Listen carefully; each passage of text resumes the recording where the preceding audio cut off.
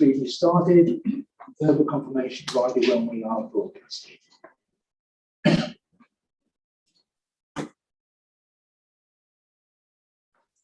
Thank you. So formally welcome to this meeting of the Children and Young People Scrutiny Committee. The agenda papers and other relevant information. Can you hear me okay? As I'm aware of, should I turn the microphone a bit?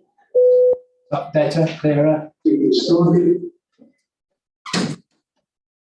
Agenda papers and other relevant information for this meeting are available for public viewing on the Herefordshire Council website.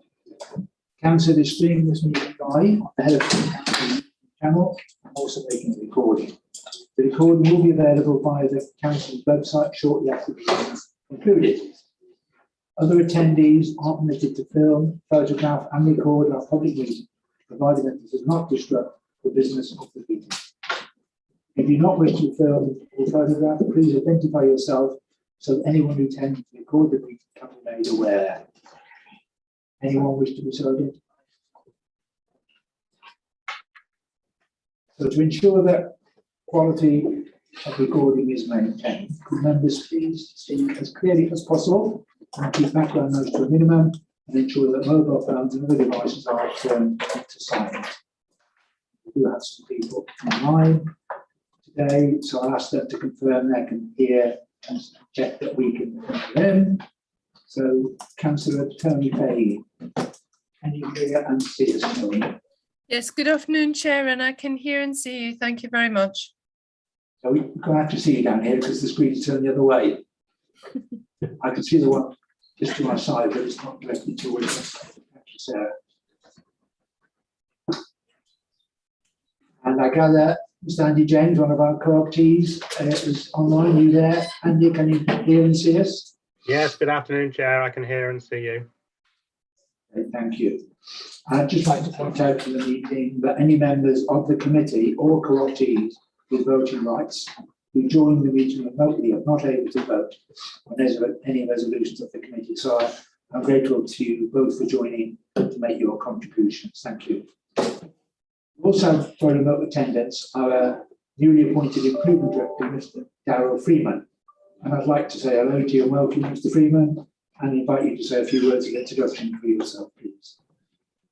Thank you, Chair. Good afternoon, colleagues. My name is Daryl Freeman. I started last week as the Children's Improvement Director, which means I'll be working very closely with you in the future, leading on the delivery of the Children's Improvement Plan. My role today is really to observe and simply to introduce myself. It's a pleasure to be here.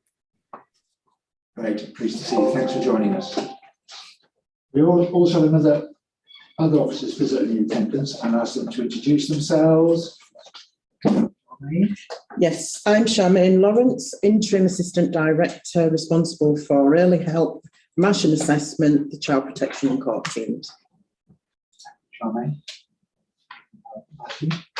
Hello, Chair. I'm Matthew Sampson. I'm the Interim Assistant Director for Children's Safeguarding, Quality Assurance and Improvement with a key role within partnerships. Thank you. And we have Claire Ward. Good afternoon, everyone. I'm Claire Ward, the Council Solicitor. We have also, I think, Jean Ellis of Health Watch as a visitor. Hi, Jane Ellis. I'm Director of Health Watch, responsible for children's services and young people. Thank you. And of course, the other members are members of the committee. Just want to point out that I'd like to confirm a slight change in the order of the agenda. At the request of Charmaine, I was to leave a bit early. That we will take item 8, which is the update of the children's, sorry, the other one, item 8, Children's Services Improvement Journey, all item 7. So I'm going to change those to 11. So we have some apologies for absence. We have apologies from Diana Tonby, the cabinet member, from Kath Chalmers, of course, our Director of Children's Services, from Councillor Jim Kenyon, Councillor Jane Andrews, Tony and Andy, of course, as we just said, are both on remote, and one of our other co-teams, Mr. Sam Pratley, has also sent his apologies for absence. Do we have any more apologies anybody would like to tender? No, thank you. Are there any name substitutes? Sorry, we cancel this here. Committee. Can I just confirm that everybody can hear Mr. Howells? No. The microphone went off, sorry. Could you not hear me properly? No. I could, okay. I'm sure that's better now, though. Thanks for pointing that out, Jenny. So no name substitutes, because we've got every councillor who's here are actual official names. Any declarations of interest? So any declarations of interest by members in respect of items on the agenda? Do any members wish to declare any Schedule 1, Schedule 2 or other interests in any of today's agenda items? Thank you. So item 4, minutes. To approve and sign the minutes of the meeting held on the 5th of August 2021.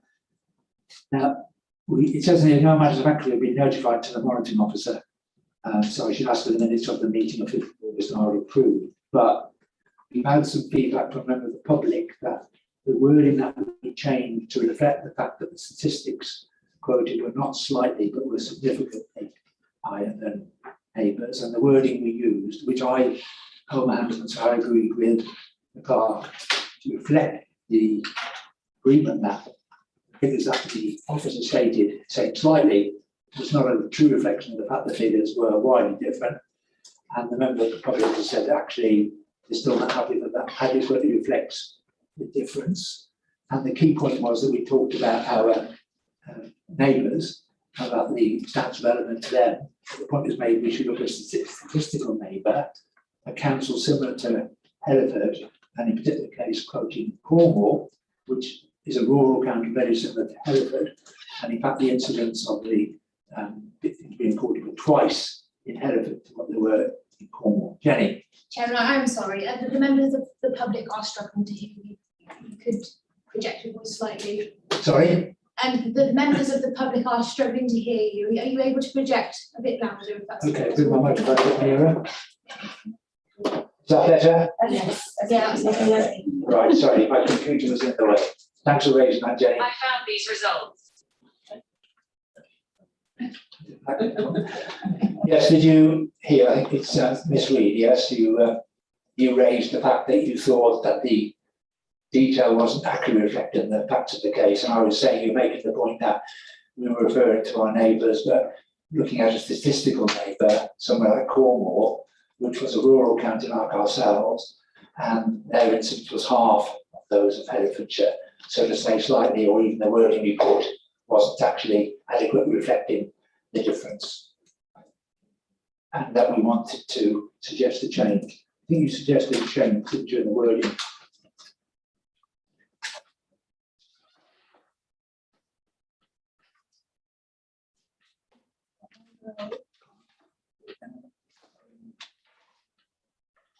Can I just say that I think it was a really helpful and useful intervention by a member of the public, and it's a very good point to say that when we're choosing a statistical comparison, just using a geographical neighbour is not necessarily going to be helpful for us in our improvement journey. We need a neighbour who has a statistical comparator with us, and I think Cornwall was a good one. So I'm really grateful for your intervention. Thank you.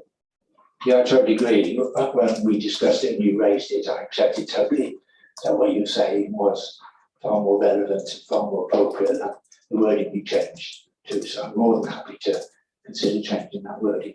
Are you happy for us to reflect what you said in your email in the minutes? Yes, if you put the, I think the wording of the email is quite concise. I don't actually have it. I thought I had it available. Sarah? I didn't, I'm afraid, Chair, but if you're happy to approve the minutes with that amendment, you can send the wording through to me.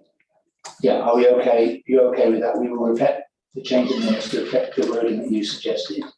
To make it clear that we should be comparing a statistical neighbour, not just a geographic one. Yes. Totally agreeing what Councillor Hewitt said. We discussed it. We totally, you made a very fair point.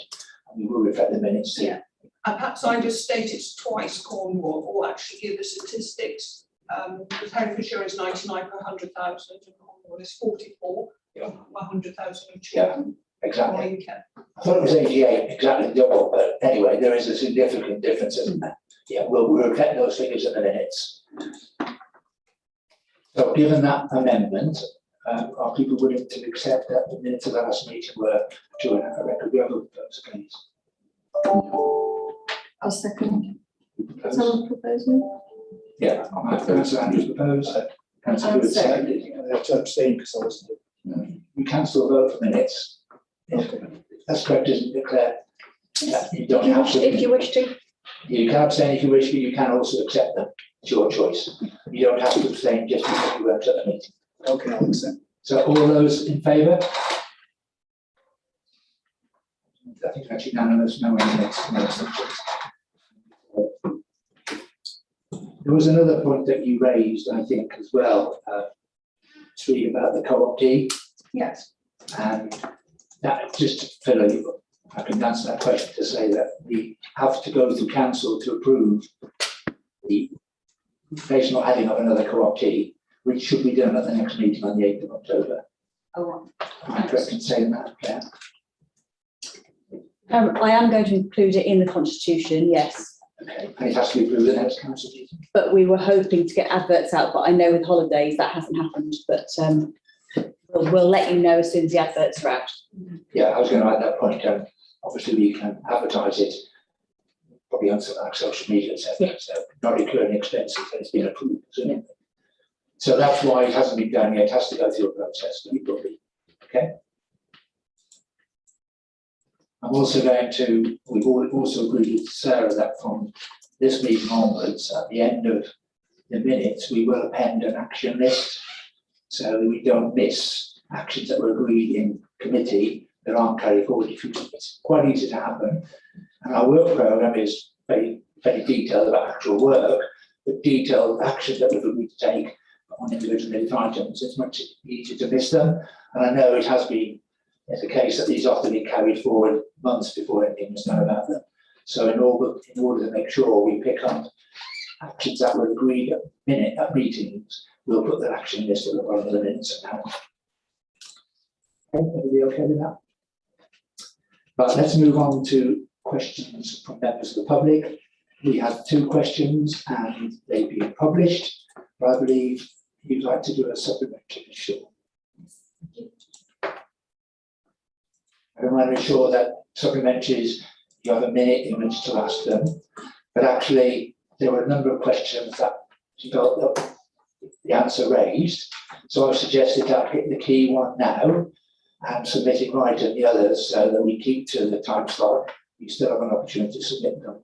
And maybe we can answer the question today. When we hear it, we can tell you our answer today, whether I answer in writing. Would you like to put your supplement? That's great. So one of the sub questions I can put as a matter of context. Okay, thank you. So Hereford Women's Equality Group has been working on the issue of peer sexual abuse in schools, particularly around keeping victims safe. And as such, we absolutely welcome the change in the guidance to schools, changing alleged victim to victim. This is incredibly important. So national guidance, in her answer, Kath Mills says they were following national guidance. The national guidance came out in April this year, but it took over 4 months to make this change. And when I submitted the question on the 1st of September, alleged victim was still being used in the council guidance to schools. So it's changed between the 1st of September and the 6th of September. The national guidance came out in April. I did find that a little bit of a coincidence. But the question is why the word alleged was ever used at all, given that this committee, you guys, made a very clear decision in November 2020 to use victim in all future documents. And I'm curious about the process. I'm curious about whether officers came back to you and said, we're changing this and this is why, or even we want to change this, what's your view? If there was any consultation about this.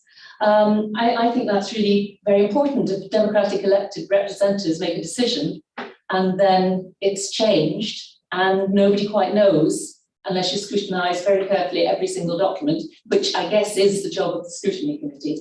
So that's really my question. How come it took? I'm wondering how come it took so long, and I'm wondering why it ever happened in the first place. Thank you for that question.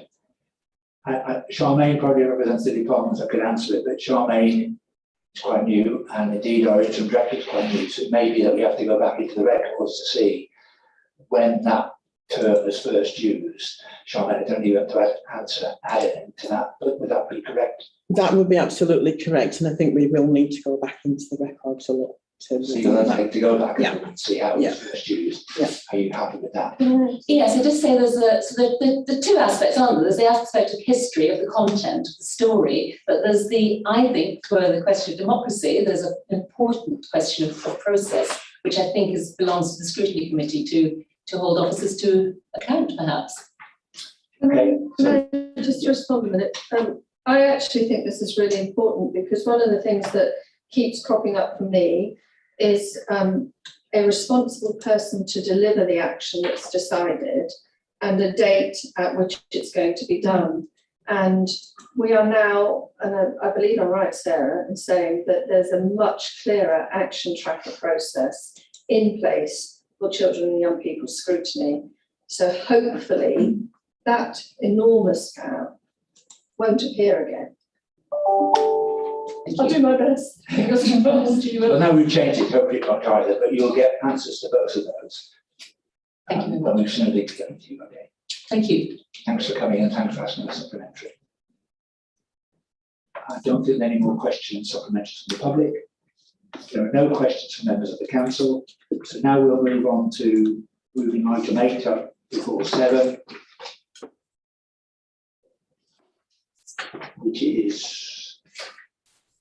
the Children's Services Improvement Journey, to update the committee on progress concerning the Children's Services Improvement Journey. And I call on Charmaine Lawrence, the Interim Assistant Director for MASH, SIN and CP, to introduce the report, please. Thank you, Chair. So I'm presenting this report on behalf of Kath Knowles, the Interim Director of Children and Families. It is an update on progress in relation to the improvement plan that was presented at the Improvement Board in August 2021. So there is a caveat that there are updates further to audits that are progressing within the service at the moment, and some themes and findings that are emerging. I'll ask Matthew Sampson to provide a brief update on that at the end of this presentation. So if we can, I'll look at this on my screen if it's all right, but let's go to the next slide, please, Ginny. So feedback and progress to date will be on the Ofsted focus visit, the early help diagnostic, some practice changes that have been made, and the Chief Exec commissioned audit findings, as well as what next steps will be. So we had an Ofsted focus visit in July, and the focus of the Ofsted visit was on child protection and children in need. Ofsted looked at thresholds, step up and step down between children in need and children in need of protection, and also those on the edge of care. Next slide, please.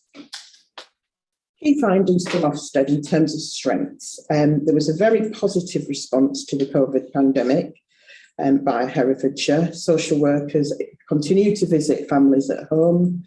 I also know that Herefordshire probably had one of the highest attendance rates in schools as well, so that was positive.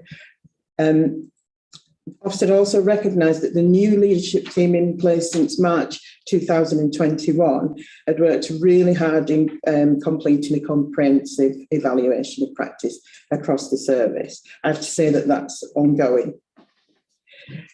And also that the senior leadership team had accurately recognised some of the priority actions that were needed in terms of practice in the service. But importantly, no child was found to be at risk of harm at the time they visited. Next slide, please. Further strengths. That there was a dedicated and committed permanent workforce, that the new senior leadership team were listening to the workforce and were child focused, that there was progress through regular core groups, and the support from family support workers who were not qualified social workers was really good. There are elements of reflective practice in supervision, but records were very variable. Overall, staff felt supported throughout the pandemic. And also the new quality assurance process that was introduced in the service, which provided a more collaborative approach to auditing, support and mentoring. Social workers fed back positively about that. And all step down cases from child protection to child in need planning were all seen to be appropriate. So those are some of the strengths. Next slide, please. As we said earlier, Ofsted recognised that we'd accurately identified what some of our key priorities were. One of those being to strengthen and develop a sustainable workforce, including a career pathway, recruitment and retention, ensuring a consistent and clear management grip on case practice, to provide performance management and quality assurance, including strengthening the audit activity so that there is clear line of oversight of social work practice. Also to improve the quality of assessments and direct work with children, and to improve the recording of the child's voice in the work that we do. Because I think one of the things that social workers, we know that they spend time working with families, we know they're doing direct work, but they're not necessarily always good at recording that, so it's reflected on case files. Next slide, please. Okay. The Director of Children's Services had commissioned a diagnostic review of the early help service. The scope of the review was to examine the effectiveness of children's social care early help offer for children and families. Overall, this was undertaken by former Her Majesty's Inspector. They evaluated 4 completed cases, tracked 1 of the audit cases and sampled 10. 2 were judged to be good, 7 judged to be requires improvement, and 6 were judged as inadequate. So this means that 86% of the cases seen in the early help service were inadequate or requires improvement. It's important to say that that's not about the work the early help service are doing particularly. That reflected the fact that some of the work that was held within early help should have probably been within children's social care. So I don't want it to be reflected that it's poor practice within the early help service. The recommendation from them was, move on to the next slide, please. So some of the practice changes that were introduced in August were to ensure there was better senior management oversight and grip of cases. So we introduced a number of practice panels that senior managers would chair. So for example, if you needed to consider children that might need to go into care proceedings with, we reintroduced a legal gateway panel that's chaired by a senior manager. I've been chairing that, but that will be delegated to the head of service. We introduced a permanency tracking panel. Again, that's chaired by a head of service or an assistant director. And we also introduced an access to resource panel, and that's chaired by an assistant director. It will eventually be delegated to a head of service, but that was to ensure the head of services are sat in these meetings as well, but it's to ensure that they had oversight and they maintained grip of the work that was coming through the system following the child's journey. So those panels were introduced in August. Next slide, please. What was also introduced is what is termed a need to know escalation process. So we know that social workers and social care staff manage risk. There are some cases that they are working with that may be high profile or where there is particularly significant risk, like, for example, our missing children, those that are persistently missing. There is now a process by which they will escalate these cases through their manager to heads of services, assistant directors, and the director of children and families. If it's felt that it needs to be escalated further, i.e. to the chief executive or to members, that will be done. And I know that there was a situation last week where I think all members were given some information about a child or young person that was missing. But that is to ensure that everybody is aware of the risk that we are managing within the service, and that it's not held at the front, it's not held just with frontline practitioners and managers. There is accountability right the way up, and where you need to know about these cases, members also know about them as well. If we go to the next slide that says audit update week 4. Thank you.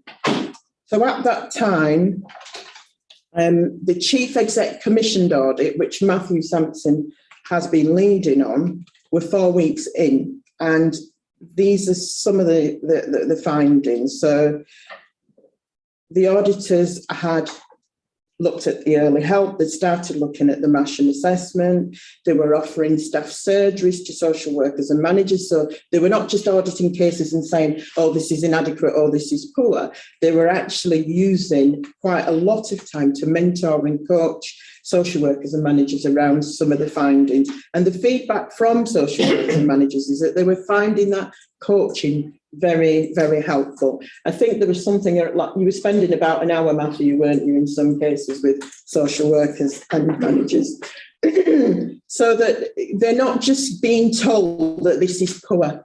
The auditors were spending time with them to go through, to support, to coach, and to mentor them around audit findings. Next slide, please. I'm not going to go into too much detail on the percentages because things have moved on. Next slide, please. Oh, thank you. I've not moved mine. So themes identified to date. At the time that this report was done, there was the work in MASH appeared to be good, or certainly the work that they've looked at. There seemed to be good management direction on some specific activity, and there was some positive feedback around the emergency duty team. The Children with Disabilities Team also evidenced good focused work with children and supportive interventions. Some of the challenges that were found were recording protocols across the system were confusing and inconsistently applied. There was inconsistency in approaches that led to a lack of clarity of some of the roles of some of the workers and some of the functions within team. That thresholds were not being applied consistently, that signs of safety practice model that we have committed to was not being used appropriately or consistently. There was a lack of challenge and professional curiosity, and a lack of consideration of historical factors to inform assessments. There's also a query about whether there were potentially 3 front doors. So the points at which families could access services, there were potentially 3 front doors. The next slide, please. Recent events and next steps. So some of the things that we'd been doing at the time, we'd had a management away day with heads of services and service managers to look at some of the findings, some of the improvement plans that we were going to do. It was more around service planning, identifying what some of the key challenges were and developing with managers a service plan for each service. We also looked at how managers could use performance data to support them in having a good overview of their team's performance and addressing areas that may potentially become a challenge.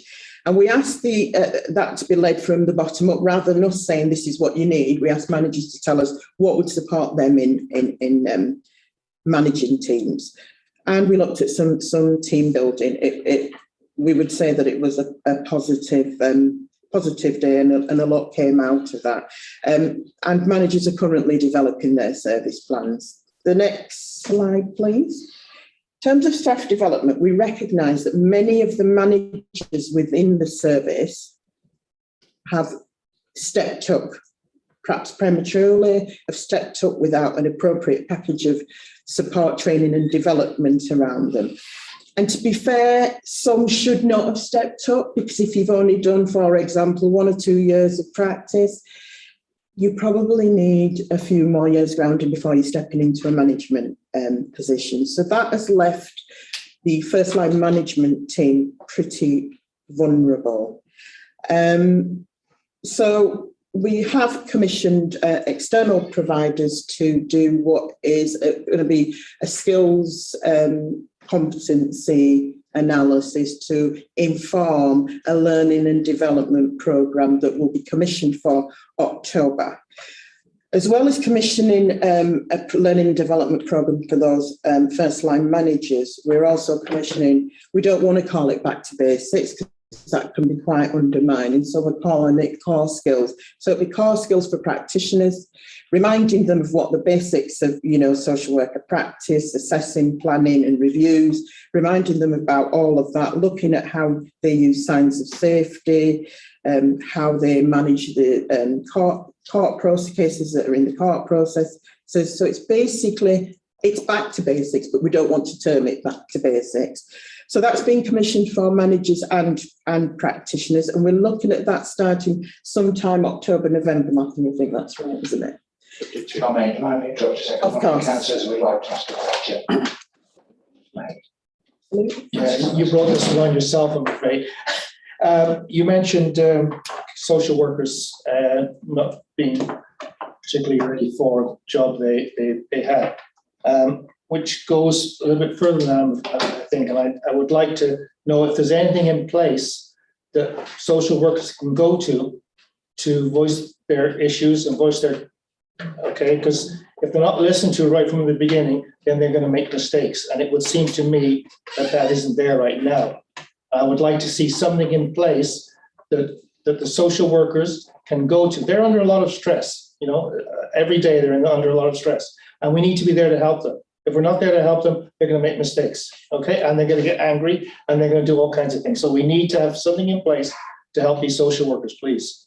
Absolutely, and that the first point of call is always their line manager, and I think most social workers would say that they do feel supported by their immediate line manager. Yeah, I get a bit tired of hearing about this line manager thing, especially with mental health.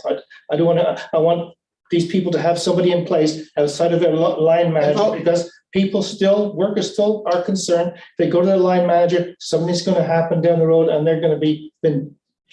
We also have a principal social worker, and a deputy principal social worker that sits outside of their line managers, and there are forums for staff to get their voices heard through those forums, through the principal social worker as well. So that sits outside of their line management structure.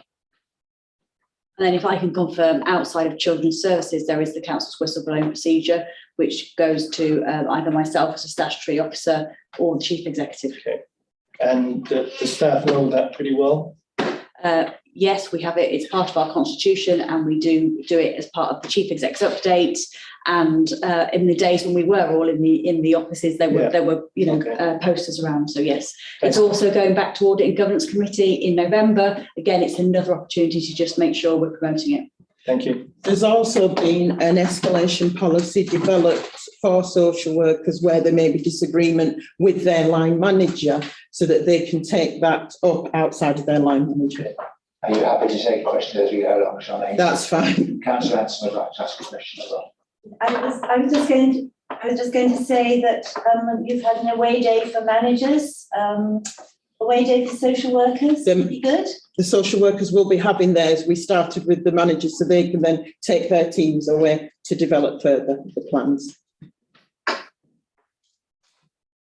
Thank you. I'd just like to support David Summers in his request, because I just wrote down here, we are calling as a committee for the voice of the child, and I put down the voice of the staff. Now, we have your assurance, but one of the other questions that I wrote down here is, and you don't necessarily have to answer this because don't expect me to the data, but what percentage of staff are on board with the changes? And what I was really pleased to hear is that you are doing the mentoring and coaching, and the rate of change at which things that all the team are going to have to get on board is very quick, and they will need support. So I was really pleased to see that.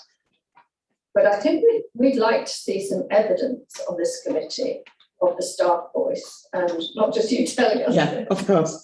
And there will be a staff survey, what we call the social work health check, that is sent out annually, and that's due Matthew, under Matthew's leadership, that will be going out from the principal social worker herself, and staff will be able to respond to that anonymously, so that line management are not aware of who it is and what people are saying, you know, to personalise it. We used to do a similar thing in school with kids, so yeah, that's a really In fact, to add to what Councillor was saying, one of the emphases of this committee that we're trying to change is traditionally very top down, being much more bottom up and engaging with all the relevant audiences, not only the people who we're delivering the services to, but also those who are delivering them.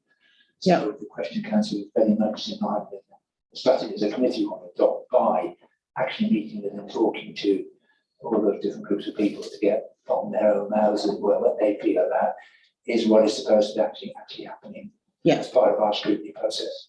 So it was a really key question to ask you. I will say that not everything is rosy in the garden, and you know, we're having it's really difficult time, because changes do need to be made, and at some pace, given the journey for Herefordshire. Quite often the voices that you might hear are the ones that are not happy, but there are people that are really feeling positive and energetic about some of the changes that are being put forward. So just to give you that assurance, there is that balance there. We're aware that there are always just exactly what you pick a range of people who might meet all the different voices that you want to hear. And I was going to make a point actually on when you talk about the themes chart, most of them is about the challenges that you have. And that's exactly the sort of thing we'd like to see reflected. That actually with these things, you're working out, okay, well, these are the challenges, and then what's the role for scrutiny to overcome those. So that, from my point, that was a really constructive bit of the presentation. You've identified the issues that maybe we can help in scrutiny. Councillor Size. Yeah, I haven't spoken to anyone whether pro or how they feel, to be frank. I just dealt a lot with mental health, and I'm still doing a lot with mental health. And my concern is for the well-being of everybody that's working. And I know we say there's this, that, and everything in place, but there's actually quite a few cracks in the floors all over the place. So I just want to make sure that it's there, and you'll probably hear this from me more than today, because it's something I'm a great believer of. My concern is the well-being of people and workers. And as far as I'm concerned, if they're not happy, then the whole line breaks down. Okay, thank you. Presentation. It's fine. Councillor Pagan, I'd like to make a comment as well. It's fine. Yeah, thank you, Chair. I think my question is about the staff development programme. Does that include people from the legal team for children's services? Because obviously there's it looks like that's a team that's under severe pressure as well. And given that the kind of the crossover between social workers and the legal team is so huge, I'm just wondering whether the staff development programme includes support for those members of staff in the legal team. Our legal colleagues are very welcome to attend any of the training that's available for children's services, and we are working very closely together. We will be working on practice workshops around managing care proceedings, and we'll be working with legal on that, so they will benefit for being part of that as well. But our legal colleagues are welcome to attend our training programmes. Okay, thank you. Because I do think that's quite important. Sort of bridging that gap between the people on the ground and the sort of those dealing with the legal issues, especially as it does include you know, all those skills in court reports and processes, the protocols, all of that. So yeah, thank you. Yeah, very good point, well made. Councillor Hewlett, you'd like to. Yeah, I picked up, Claire, in your table, that there is actually supervision for your legal team. So I think that's part of the story, Councillor Fagan, that there is supervision for both the social workers and for the legal team when they're dealing with it. Yeah, we have a legal requirement to make sure that there is supervision of staff. So those questions, Charmaine, you have to carry on. Thank you. So if we skip the next slide, which is the managers, because I think I've talked about that, and go to next steps. Yeah, thank you. So I mentioned there that we are looking at developing practice workshops that hopefully can be delivered in October to staff, and these are less formal than obviously training courses that are being commissioned in, and these are bite-sized workshops that might be no more than an hour and a half long. I mean, our targets was to deliver them in August, September, but it's looking like it's going to be October now. So we've got plans to look at core evidence, planning and organisation to meet timescales, and actually the back to basics, managing contacts from families, referrals, assessments, planning and reviews, which is the bread and butter of social work practice, but just refreshing people, reminding people that are very experienced. So it's refreshing for them, but it's teaching our newly qualified social workers how to do that well. And those sort of informal practice workshops, I think, can be very, very beneficial in addition to the formal training that's been commissioned. Next steps, next one on next steps, please. Thank you. Again, I mentioned about performance data that we're from the bottom up. We're looking at what is the data that team managers need to support them in managing their teams more effectively, and that is currently being worked on. So that is it in terms of the presentation that went to the improvement board. But I am going to hand you over to Matthew, who's got a bit of an update in terms of where we are with the Chief Exec commissioned audits and what some of the findings and themes will be. And Matthew, if that's okay. Yeah, okay, if that's okay, Chair. Of course it's okay, yes. I was going to ask you wanted to say a few words anyway, so. Quite happy to say a few words. I think what's important is just to set the scene about the Chief Executive Audit. Turn your microphone, Matthew. Yeah. So, I think right up. I have to keep it pressed down. No, it should say once you press it. Is that better? Can people hear me? Yeah. Thank you. Yeah. Okay, it's what's important about the Chief Executive Audit, as we've called it, is that the auditors, there's a group of 12 experienced senior social work managers who are doing the audit. So these are very experienced managers. One of the things we've done is we've been very, very conscious of when people have cases audited, they feel a little bit done to. It's the best way I can use that language, because it's people checking my work, and that's always very difficult. And especially if some of the messages aren't positive, it's difficult. So the programme is very clear that workers are talked to and spoken to, and the audit is gone through with them in detail. Now, we're averaging around 59 minutes per worker per audit feedback. So we're giving a lot of time to workers to give that time. And I think, Councillor Summers, it's a little bit about your point, really. We're very conscious that we need to give the workers, when we're feeding it back, that time to reflect, think, and it's not just a quick 20 minutes, it's a detailed piece of time. And it works with them. If it takes 30 minutes, that's absolutely fine. If it takes an hour and 10 minutes, that's also absolutely fine. It's about working with the worker to make sure we're supporting them. And I think that's very important. So we've fed back very carefully to all of the social workers in each of the audits. We're using that time to also do some mentoring and coaching. As I said, these are very experienced managers. And we've also used the auditors in supporting some of the services. So we've had two of the auditors who have done surgeries with the workers in the assessment teams and the front door social work teams, and they've gone through every single open case with those workers. So they've had this session with them. So it's like an additional supervision session.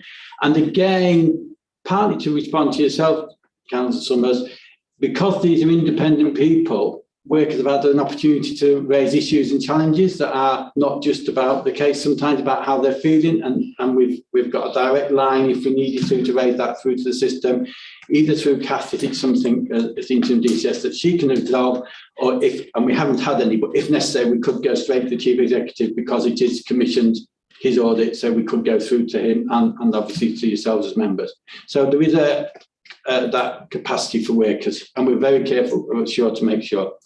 And So we've had 2 workers working with the assessment teams doing their screening. We've now put those 2 workers back into the assessment teams because we've identified some challenges in the assessment teams to work with the managers and the workers to help them address some of the piece of work that they need to do to make sure that we ensure the safety of children in the system and that the activity is completed in a timely way as per the recommendations of the audit. So again, picking up that the remit of the audits are making sure children are safe in Herefordshire and making sure they're getting the right services in a timely way. So where they've identified some challenges, and we have identified some challenges in the system, with the auditors are slightly changing some of the role, some of them to ensure that the support to the services and continued support.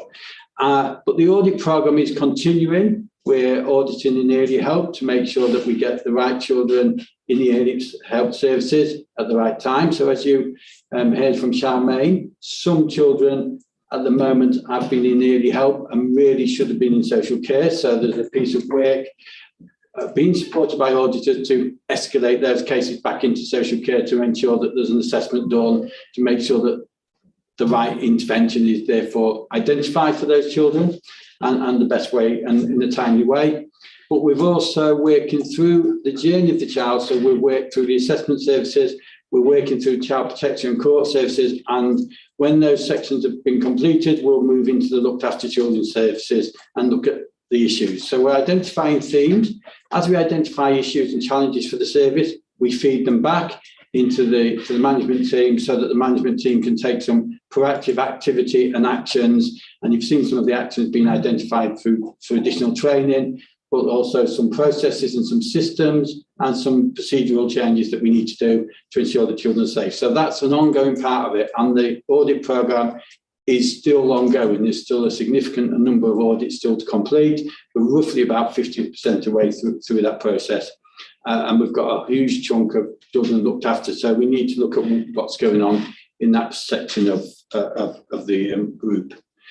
The other piece, just to make sure members are aware, the audit process is that we took a data cut on the 11th of June, and every child that was open on the 11th of June is what we audited, because we had to have a cut-off date of because it's like the fourth bridge, really. You could do every day.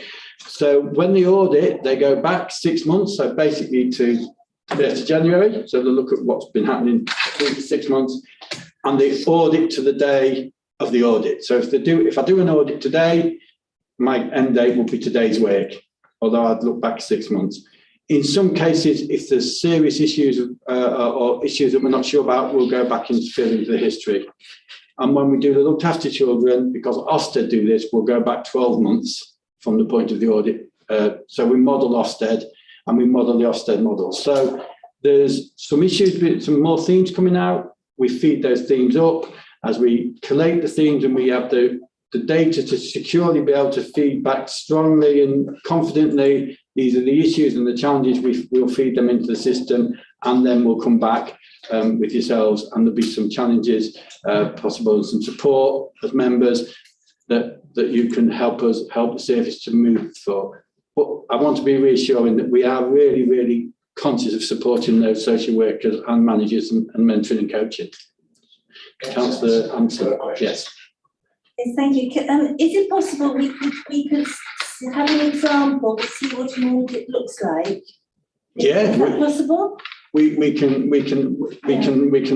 clearly show some examples of what audits, and where we identify good practice, we're keeping examples of good practice, because as part of the workshops that Charmaine has talked about, we will bring in some of those examples of good practice to use as exemplars and model what needs to be done, have for workers in the future. So they've got examples as well. If you know what you asked there. I have a note on that too. Yeah. Going back some time now, probably maybe a year ago, I was looking at social workers and the mental health aspect of it.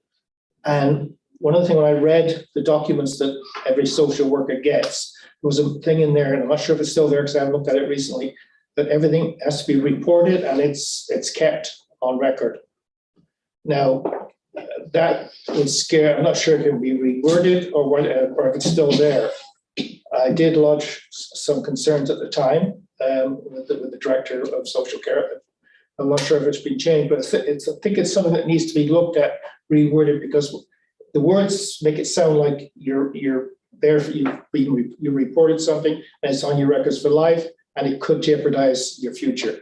It's not saying it is, but it's got that taint to it. So if you could read what they get again, and I'll certainly try and get a copy and read it, but I'm a little concerned about the wording, about it goes on your records, et cetera, et cetera. Now, when it comes to mental health, we have a real issue with mental health. People don't like to say they have a mental illness or anything like that. So if that goes on their records, it could affect them, especially with the media and the way it goes on with it. So it's something that I would like some return on if possible. Thank you. I'm just trying to understand, is that in relation to their employment as social workers? Okay. I did read it some time ago, and I'm not sure about your attention, Claire, not about to the director's attention. It's just the way the wording is, that it's, if you have a mental health issue, and that was my concern at the time, when you go to your line manager, it has to go on their records. That's their job, to record stuff.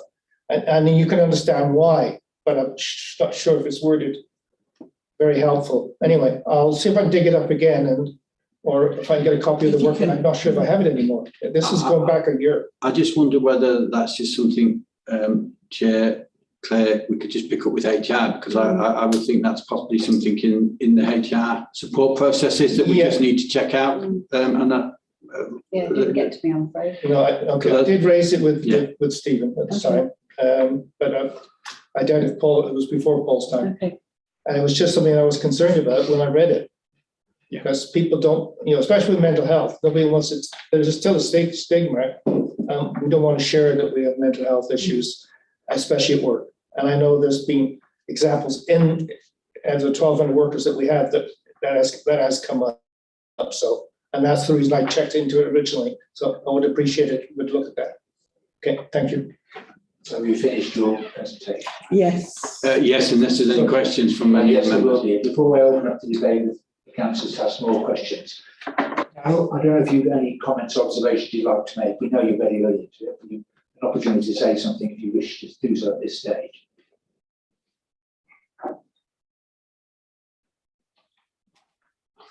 You can hear me okay. Maybe we can see you on the bigger screen now. Did you get the question okay, Daryl? He's on mute. Sorry, I was struggling to unmute there. No questions. Did you get the question okay? I didn't, I'm afraid. It broke up at that point. Did you say you didn't? No, he didn't. Oh, I'm sorry, yes. I've just said, before we move on to more general debate, questions from councillors, we know you're very new, and there may be anything you need to add, but just to ask, are there any comments you wanted to make to add to us to consider during the debate? Just an opportunity if you wish to. No, not from me, thank you. Like I say, it's very early days for me, and I'm very much orienting, and Charmaine and Matthew are very much at the centre of it and up to date. It's just all it has, just to make sure. Thank you. Thank you. Okay, open up to debate and questions. I think Councillor Lee, you wanted to ask a question. It's a quick one.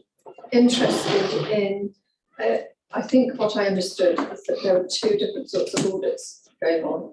There are case audits, and then there's an audit which is termed surgery for an individual social worker with their caseload. Is that right?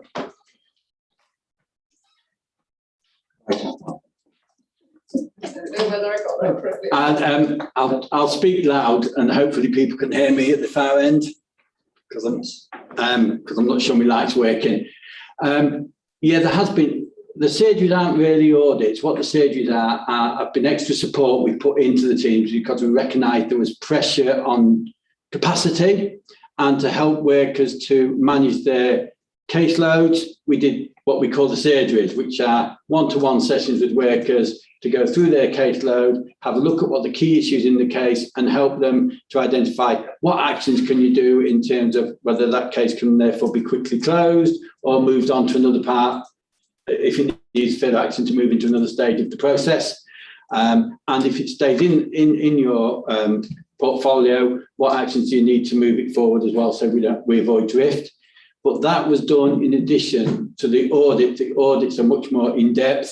They take significantly longer, and they look at that history, and they look at what's going on for the child. And all of the audits on the surgeries focus on what is the impact on the child. So it's very much about not what the impact is on parents, although it does have the impact on parents. The focus is impact outcomes for children. And what do we need to do to make sure that the child or children, depending on the families, what actions do we need to do to make sure they are using the best service? So is it a polite question to ask, I don't know whether it is or not, what the emerging themes from those surgeries were? Because you said there were some emerging themes that had arisen in terms of where the improvement focus might lie, and I'd be quite interested to know what they were. There was some of the emerging themes were very clearly around. There was some drifting cases. There needed to be some focus work, and we've talked about the workshops on quality of planning and assessments, because they were not of the consistent standard that we would anticipate from social workers. And we needed to look at how we make sure that the processes and the systems within the MASH, the Multi-Agency Safeguarding Hub, and the assessments is robust, to make a consistent and an integrated approach, because as Charmaine pointed out in her presentation, in the early themes, there were times when it looked like there was 3, maybe 4 different ways to get into the service, and that was because confusing way the processes weren't consistent. So some of those things about how do we make those processes more consistent, how do we bring in the partners to be more robust, so that we get one entry, one consistent approach, we get better threshold management decisions, and we ensure that cases that have been put into early help inappropriately are put into early help and are put into the social care to get that assessment. It may be that some of those cases in early help that we've said need to go into social care, having had a social care assessment, can go back to early help, but it's that assessment that is really key part of it, and some of that is what some of those early things, some of those things were. I'm just checking this definition thing. So early help. Yeah. Is it the same as this process called public law order, which is? No. So I had to look up PLO.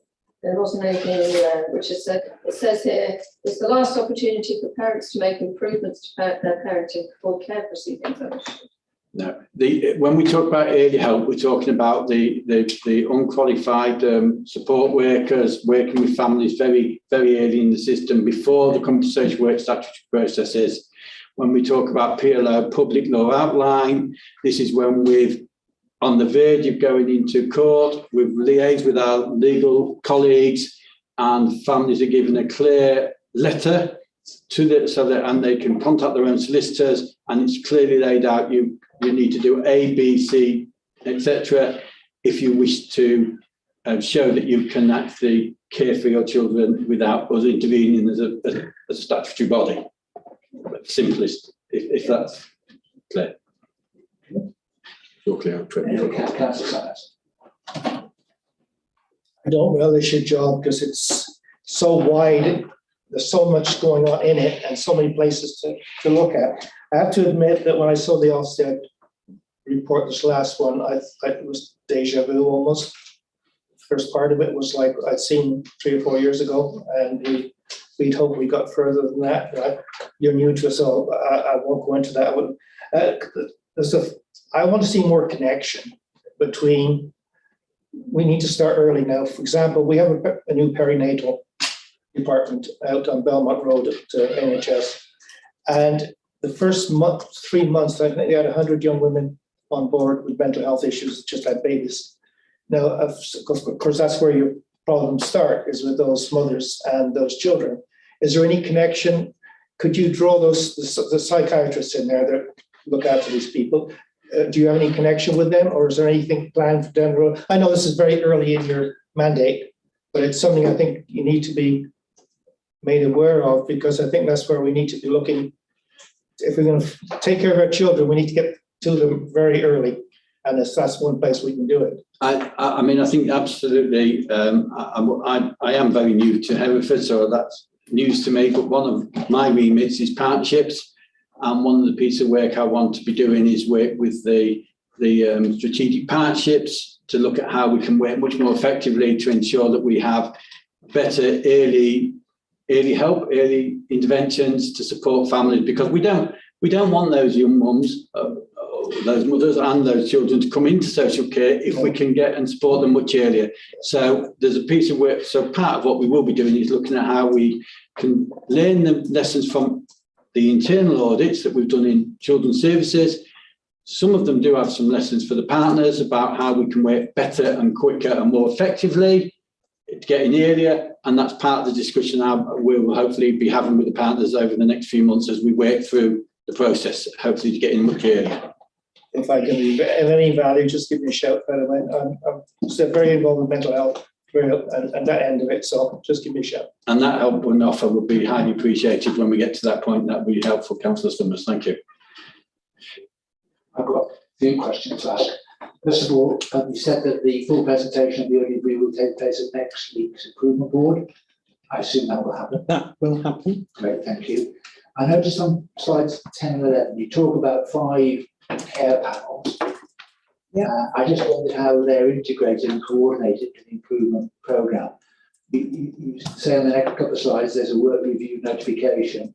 So how exactly do these case panels all come together so the outcome of them is integrated and coordinated in the overall improvement programme?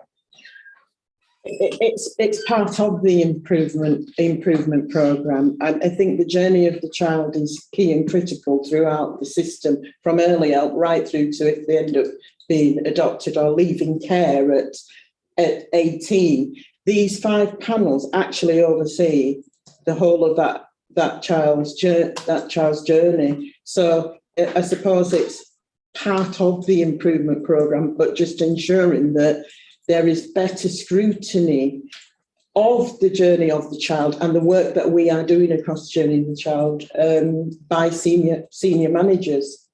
Are the case panels then by separate people, or is it the same people so that you coordinate the outcome of each panel?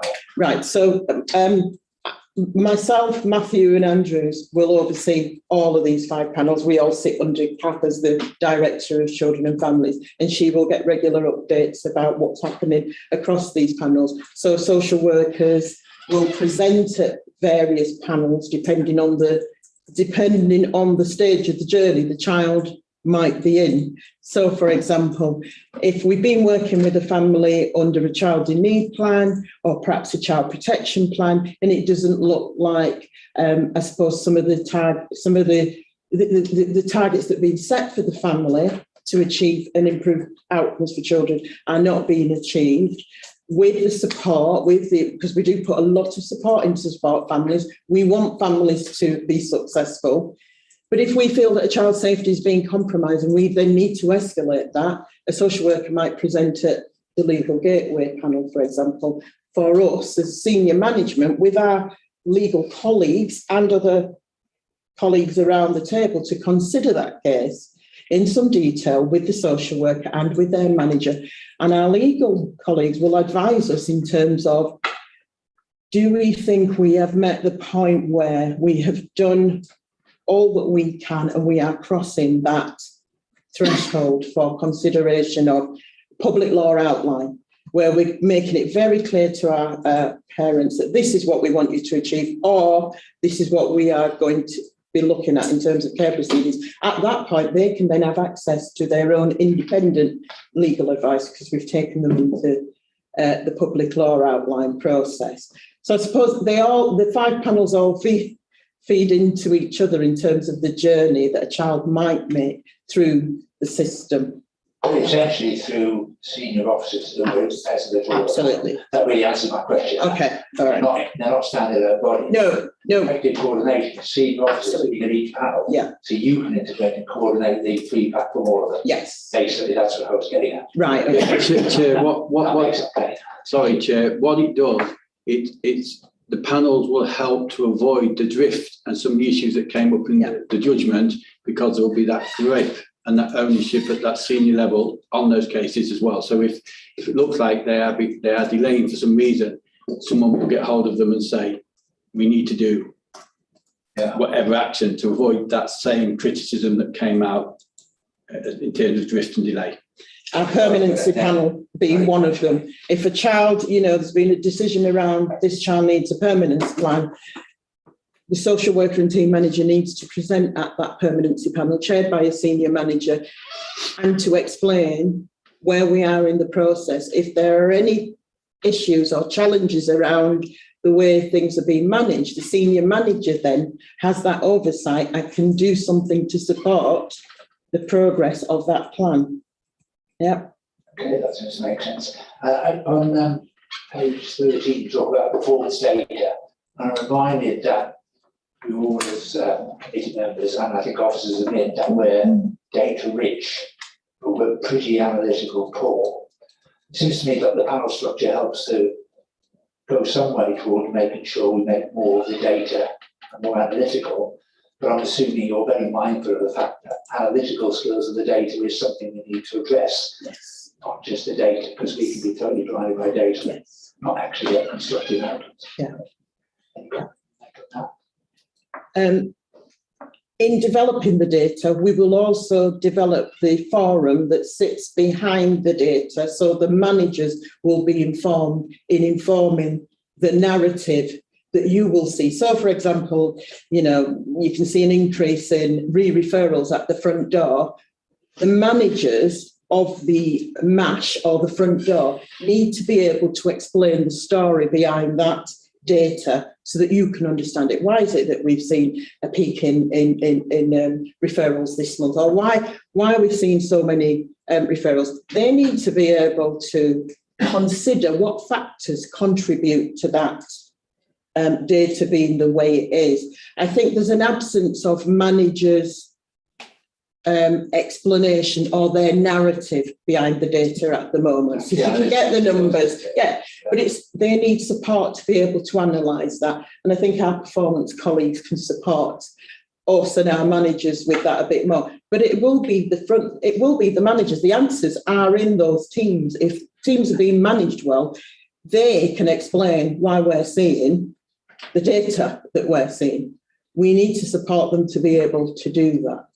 And we're mindful that as a committee, analytical skills in looking at reports is something that we all need to enhance our skills. Yeah, I think for all of us. Yeah. So, over in your development program, you are putting a lot of emphasis on how you analyse the data that we give. So because that's going to be key to an improvement journey actually working. Yeah. And analysis of data in many forms is a key part of the management training program that we'll be issuing for managers, because it's just not about managing the data, it's about managing how the staff are feeling and being creative in that support process. So it's that analysis is a key part of the management program. So it stems in that wider agenda rather than just that now we're focused on data. That's why I asked the question. Yeah, pardon me. Councillor Summers, you had a question, then Councillor. Back in May of this year, the Children's Commissioner launched a consultation with children. It's called Big Ask. Now, I'm sure the results of that are in. It'd be worthwhile. I haven't got a copy of it yet, but it might be worthwhile looking for. It was put out by the Children's Commissioner. She's no longer Commissioner. They have a new one now. It was called Big Ask. It came out on May 19th, and it was something new. They were asking children their opinions, etc. It'd be worthwhile seeing that one. And I know it's nationwide, but it would give us some ideas of what children think of. And that's another thing that I'm afraid we haven't done well in the past, is listen to the children. So, and we have that issue with the children responsible for the 350 children. We haven't always listened to them. So it might be something worth. I haven't got the report, to be honest, so I don't know where it is, but it was done. Anyway, thanks. The improvement plan will address that gap that you've just described in terms of participation. It's an action in the improvement plan that we strengthen that. Thank you, Chair. I was a little bit disappointed with the Ofsted. One of the key findings was that it ensured home visits to vulnerable children took place while COVID. And to me, that's part of the job. That isn't a key, these key workers, and that should be happening anyway. So I'm disappointed it was put as one of the key findings and the strengths of the Ofsted.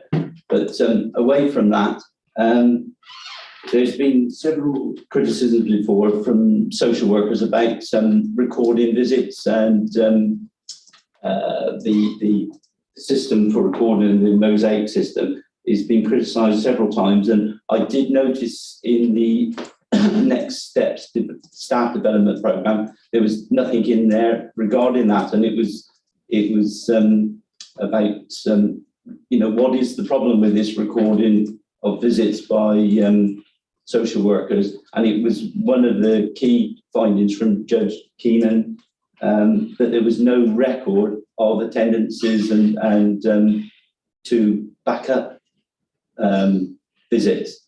So, but my concern is it's not on that next step staff development programme. Why not?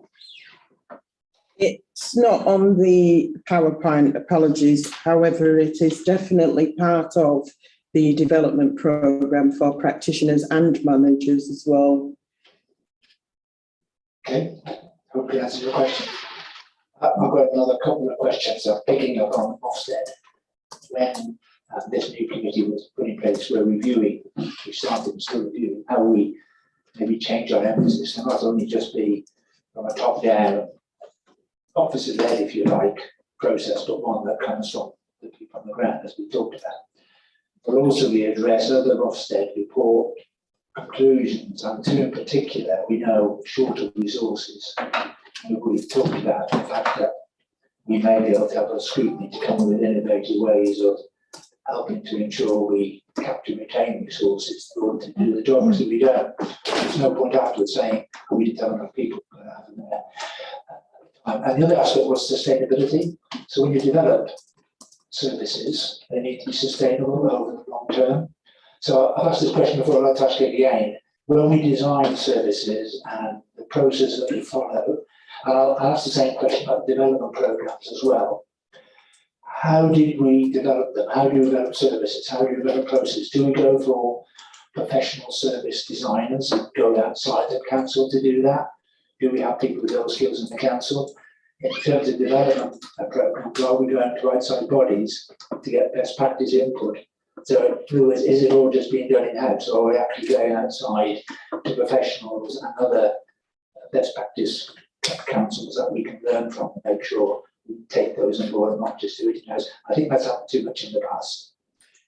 So it's quite a long question. Yeah, one of the things that's really good in Herefordshire is that you do have a transformation part, as part of your corporate services, you do have a transformation team, and you have a number of very talented project managers that can support operation officers like myself and Matthew to develop and to design and to, implement strategies. So whilst we will look outside to what is best practice or what outstanding local authorities are doing, we will. I think, I'm not saying that we're not going to need some additional support, but I do think we have people in place at this present time that can do that, or we can contact people.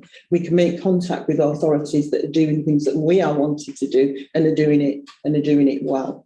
There's no doubt you're always going to need some additional resource, but I think that the advantage in Herefordshire is having that a really strong transformation team and project managers that can support us with. You've got a positive view of that. Yeah. And what about the local government association? And we've got, we talked a lot about involving them. Yeah, they are involved very much. They have a lot of support to offer. Very much. Okay, so you're working with them as well. Absolutely. Okay. And the last question I had, looking at your totals, I think you said there were 373 cases in total. We looked 146. So that's over what, a period of a couple of months. So just the timescale to complete all the audits? No, the 146 were with the surgeries, and we did 304 surgeries. There's something like just under 1,000 audits to do. We're up to about 400. So how many? we're up to about 400. So we're 4/10 of the way through. Yeah, When do we expect to finish that? we anticipate, based on the time taken, wanted to do the work and also the support, which is a key part, because we don't think minimising the support and the feedback is a benefit to workers. We anticipate this side of Christmas to have completed, to have fully completed everything. This is a hard scale to look at. But it could be a little bit quicker. Yeah. Unlikely to be longer, because we sort of know where we are in terms of how many audits it does. It will depend a little bit on the information in the cases when we get into looked after children. That could be quicker. It may not be. We don't know for definite until we really start to delve into that group. I'm sure you'll keep us informed. I know members of the committee are really keen on timescales, and when these get things to happen, I will appreciate it, because the original one, but one of the things we will be scrutinised is saying, well, we set this timescale, how close are we to it? And if not, why not?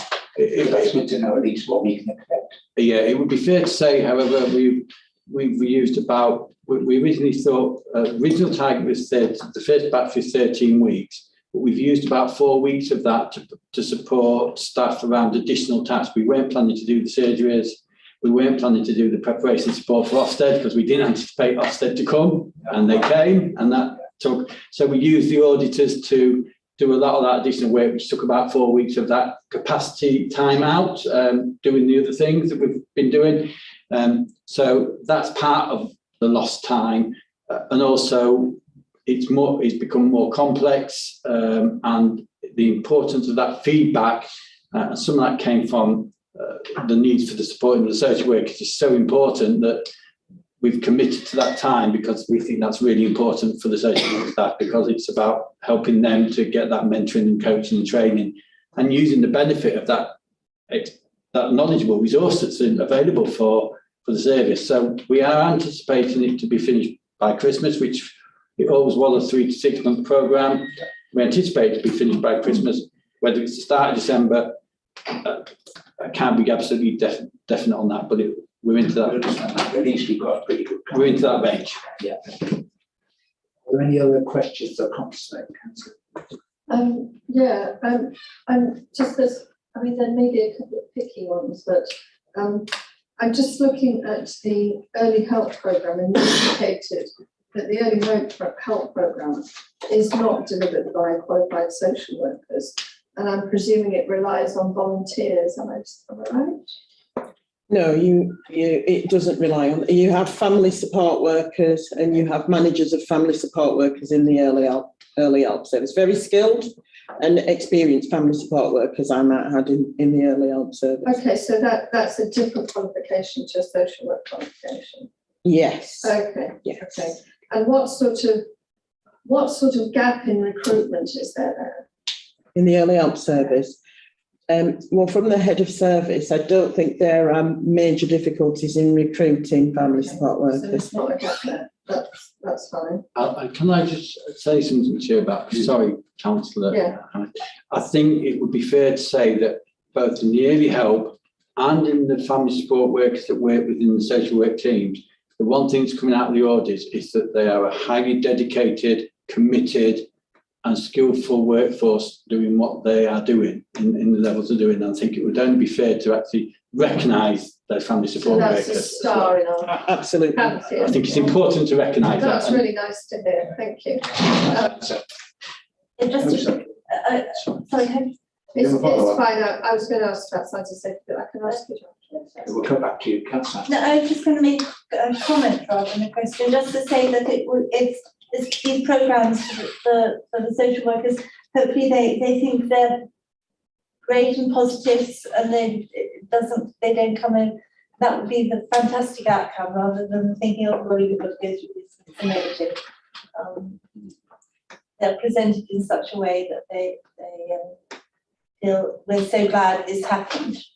Yes, I actually think that they will very much welcome that. And you noted, I said that we're not calling it back to basics, which could potentially be undermining. It's about core skills and it's about refreshers. And for newly qualified, it might be about them. It's learning, isn't it? Yeah. And nationally, we've all had, as social workers, we've had a very difficult period where a lot of social work learning is learned by being in the same room as experienced social workers. So if I'm learning the trade, I learn a lot by listening to what you said, Councillor Jones, when you've come back and we've had a discussion, and an experienced worker have lost all of that. So this is about supporting them and replacing some of that, which they've lost that because of nothing anybody could have done about it. It's not a Hereford specific problem, but it is a national problem. And this is about helping to rebuild some of that lost time and learning and thinking time and reflective time that people need as part of that early development as social workers, or even as experienced workers. You sometimes benefit from being around newly qualified workers who sometimes make me think, oh, I thought of that. Councillor Summers. I have to say, so far I'm quite impressed. So for me to say that, it's rather unusual. And this might be kind of crass, but we have a comms department. Perception is the rule in this role today.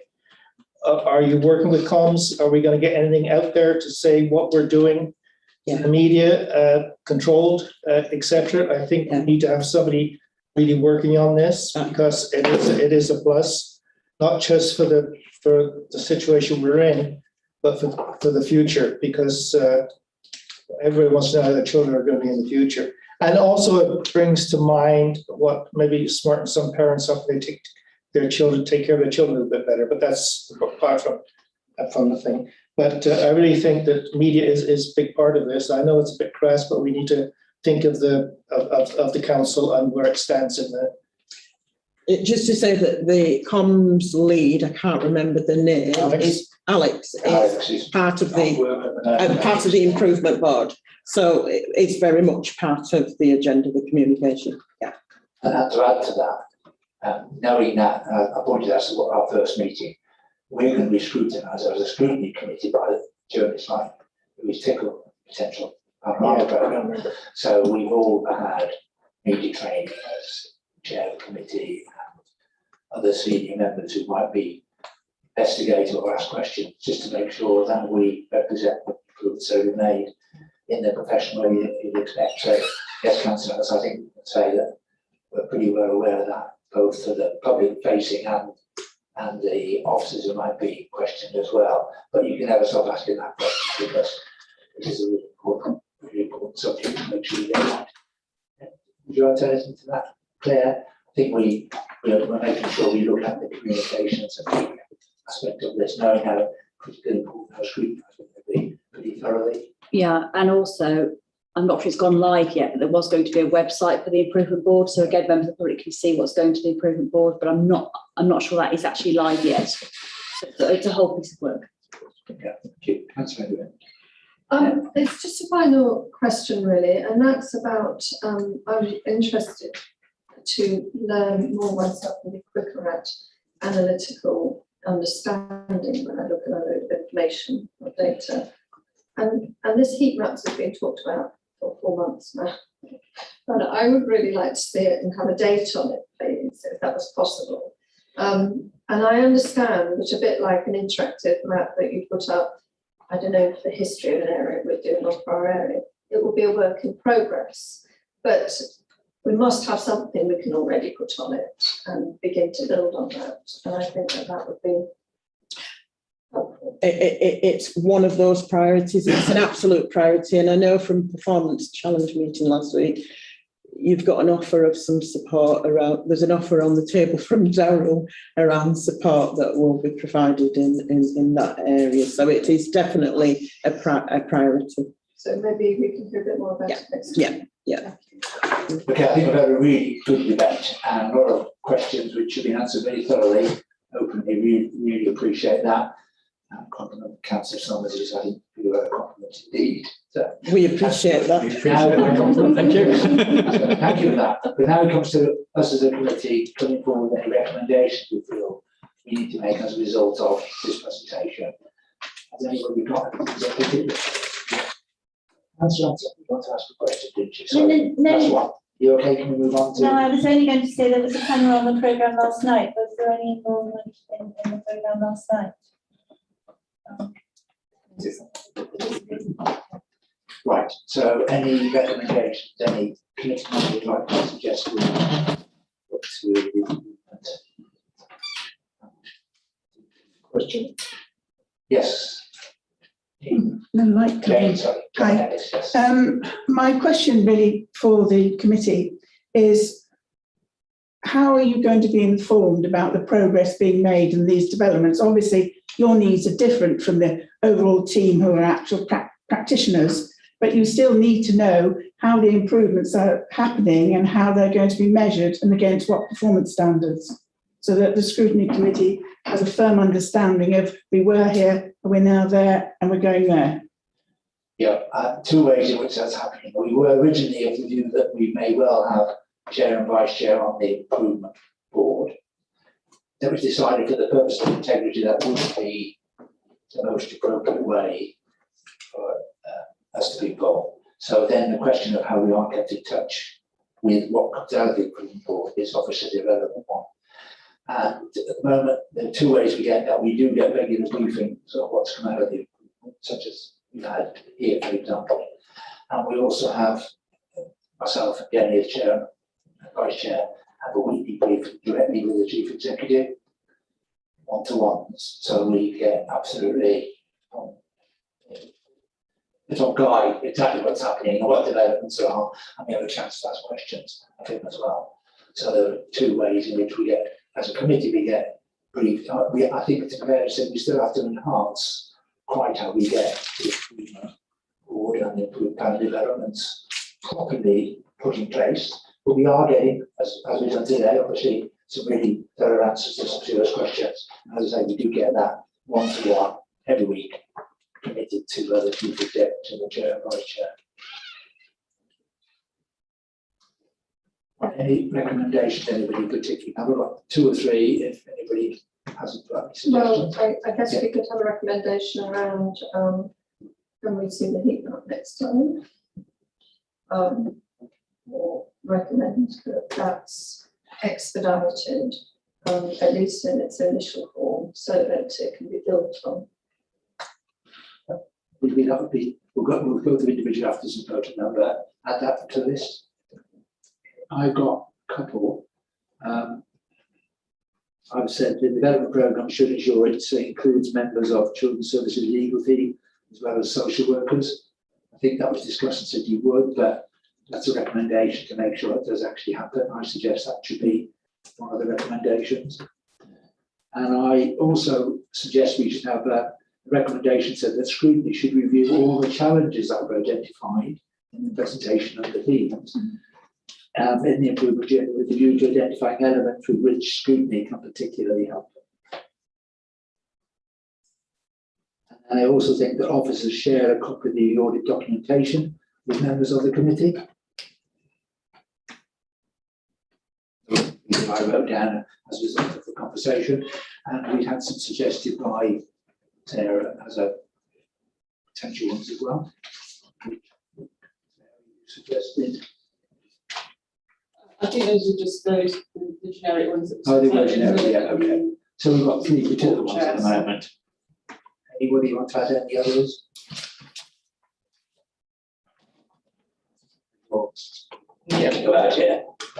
One of the favourite answers, this is going back to officers a little bit, I think, is it's being put on the website, which is all very well, but the website's pretty extensive, and my ward's pretty extensive. I don't go to the website and read every day. It's not a book I want to read. So perhaps some of the information it can go through the committee chair and vice chair, but then we should be pointed to that on the website rather than have to go search on the website. So some of the things that are coming through, if you could let the chair and the vice chair know, or the committee members, I'm not too concerned about either way, that there's stuff on the website that we need to look at that is now approved or whatever, and pointed to that section It would be easier than you writing it all out and changing it, but you put it on the website anyway, if you are putting it on the website. And if we have a link to that, it makes it much easier for us, rather than go chasing the website and read everything that's on there. Could you frame that as a recommendation for us to vote on that? I think that's a recommendation because it's. Yeah, okay. Did you capture those words? Okay, Sarah? My words are very mumbly, so Sarah. So. I'm joking. Translating our inarticulate into articulate words. Okay. I think we should also have a recommendation, by the way, that we obviously accept the report. Yeah. Yeah, and then. Yeah, so I have a recommendation about the voice of the staff. And far be it from me to suggest something from a very famous website where you can order things, but sort of those review things where it says X% is, positive, X% is, and you can pick them out so that you have a maybe, I don't know, every couple of months or something, a review where you can see how many staff are reporting positive and a couple of samples of what they're saying, so that we get some idea whether the mentoring and intervention is actually supporting, the improvement. And I think it would be a really good tool for Ofsted anyway, because they could just look at that and go, right, they've got the staff on board.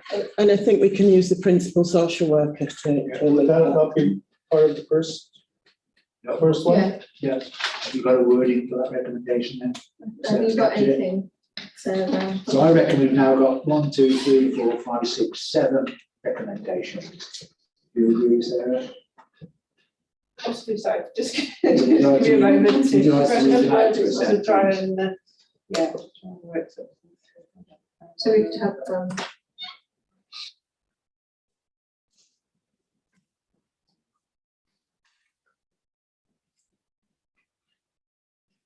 Can I just ask, Chair? So is the current plan that you will have the improvement board update like what you've received every other month? Is that the plan? So you are alternating the cabinet basically? Well, it's a good question. We're still actually reviewing our work programme and the different mix of meetings. And when we come back to that, we'll have that discussion. Basically what we're saying is that actually we still aren't really in a position to define that accurately. So we've got the next meeting in October, one in November. Next meeting in October, we'll talk about, we're proposing it's probably a mix of things which touch upon this, but also the existing programme. After the next improvement board and then the council which approves it, then we'll have time between the October and November meeting to look at our existing work programme and all the things that have come out that council have agreed. And then we feel we can devise a more accurate work programme, which I perceive would be a mix of improved regular meetings on the agenda of all the reports, interspersed with particular improvement panel meetings as required, and possibly workshops in between to debate the issues, to then come back to treatment. Sorry, Councillor Summers. I think the previous problems have been around when the officers have said something, the committee's kind of said, okay, that's as far as we need to go now. And we believe the officers now. So I think what we need to do now is the committee needs to be happy with what they're hearing. We don't want to go back and be told another 6 months that we were wrong. Now we want to be keep on top of it. I think that's basically what we want. Yes. Yeah, to see the evidence. Yeah, because before we've taken the words of officers, etc., and this has been going on. I've been here 5 years now, and it's a constant. And I think the new chair and vice are trying to change this, which I think is good. I'm happy to see it happening. That's why I'm back on board. Okay, thank you. I'd just like to know what level of frequency of feedback to the committee you feel would be achievable with your workload and also sensible, so that you're not overlapping each time when you speak to us. Or have you got any ideas about that? I do. I think we don't want to put you on deadlines. Bi-monthly.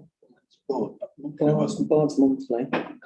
To be fair, You you're go probably to in the same cabinet as boat. well, you say, is trying to. Yeah, I mean, probably bi-monthly Yeah. to scrutiny, because we have a cabinet in between. Potentially, we can always be called into cabinet, obviously, for updates, and quite appropriately, that's the system. I understand that fully.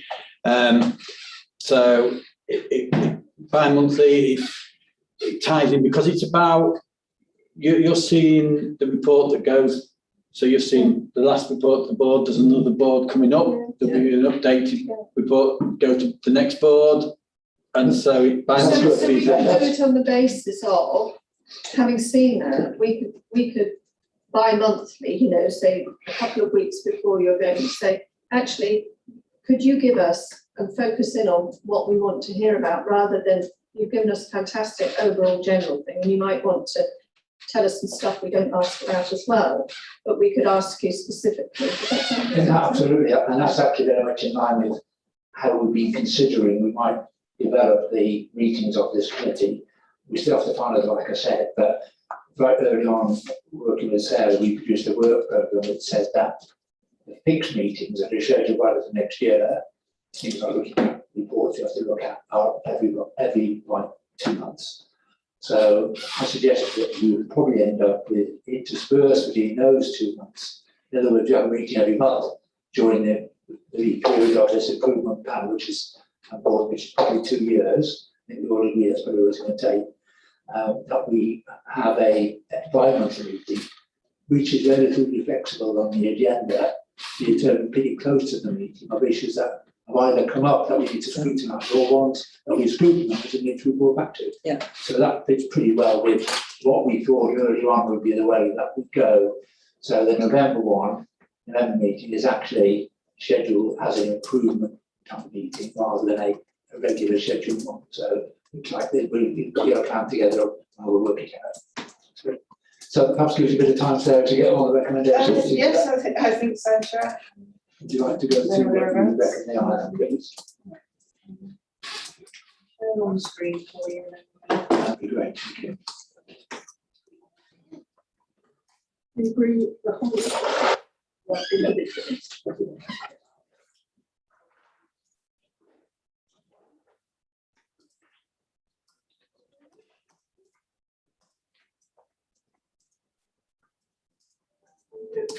Thank you, Jen.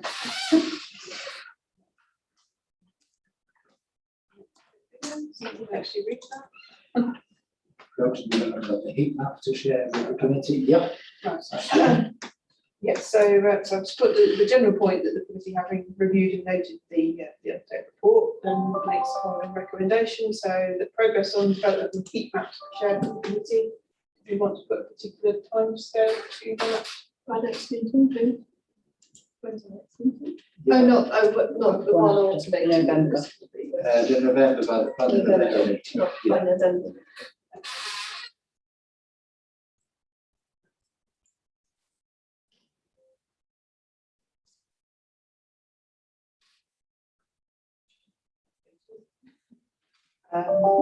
The development sessions include members of Children's Services legal team as well as social workers.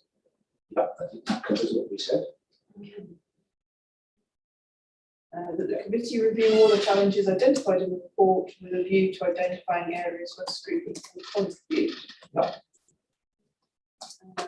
examples of audit documentation be shared with the committee. Again, did you want to make that on November? Yeah. I think so, yes. Let's get this deadlines in. Yeah, tight. Yeah, so, and then you just had the point about the voices of staff. Yeah, that the voice of the staff be captured in an appropriate form as evidence for both external auditors and for scrutiny committee.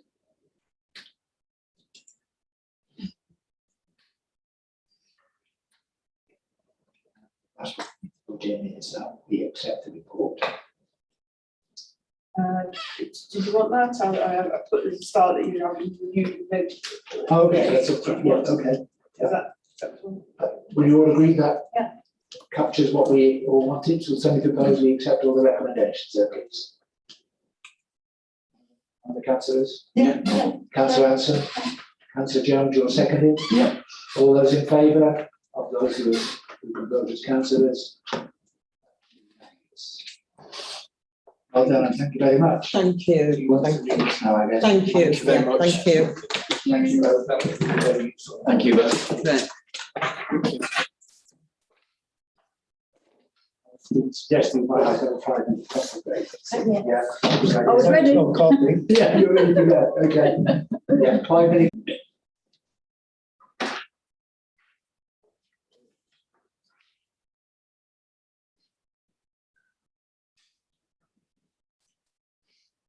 We lost the connection.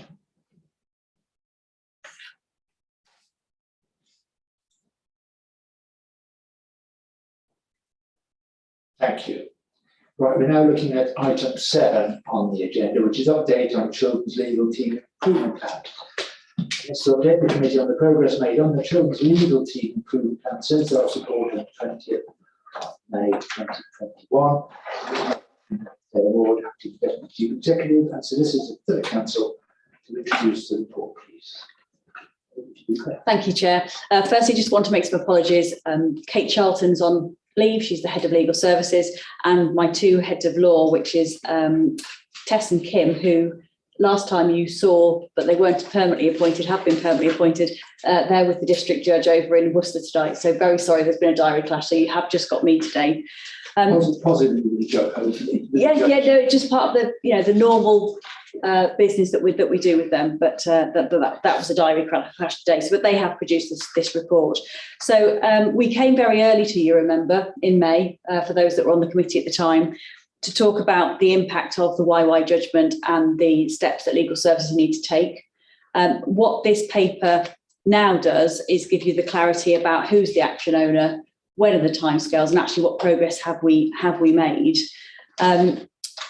You'll see from the cover report and from the report that we gave previously that this is a new team working in this area with a lot of challenges within the department, and the journey is very much part of the improvement journey. When you look at the improvement plan, you'll remember there are some pillars, they're called. One of the pillars is legal and governance. This is where this plan sits. So you think about the operational board, this is where this plan sits. So this is the first one you're seeing at a very early stage, because I would say we were hot off the blocks, obviously because of those significant findings in the YY judgment. So I'm happy to take any questions. Okay, so I don't understand. Right. I do not understand the right rating. You've got a B on a blue background. G, I guess, is good, or it doesn't just mean green, I guess it means good. It could mean B for blue. Blue means blue means, I've used the finance ones, blue means completed. Oh, okay, and A is amber, so in progress. In progress, all right. Got you. Sorry, I should have done a key. It's okay, it's just, I expect everybody else got it, and I didn't. It's fine. I have got questions. I don't quite know where to start. Oh yeah, the escalation process. What's this chapter?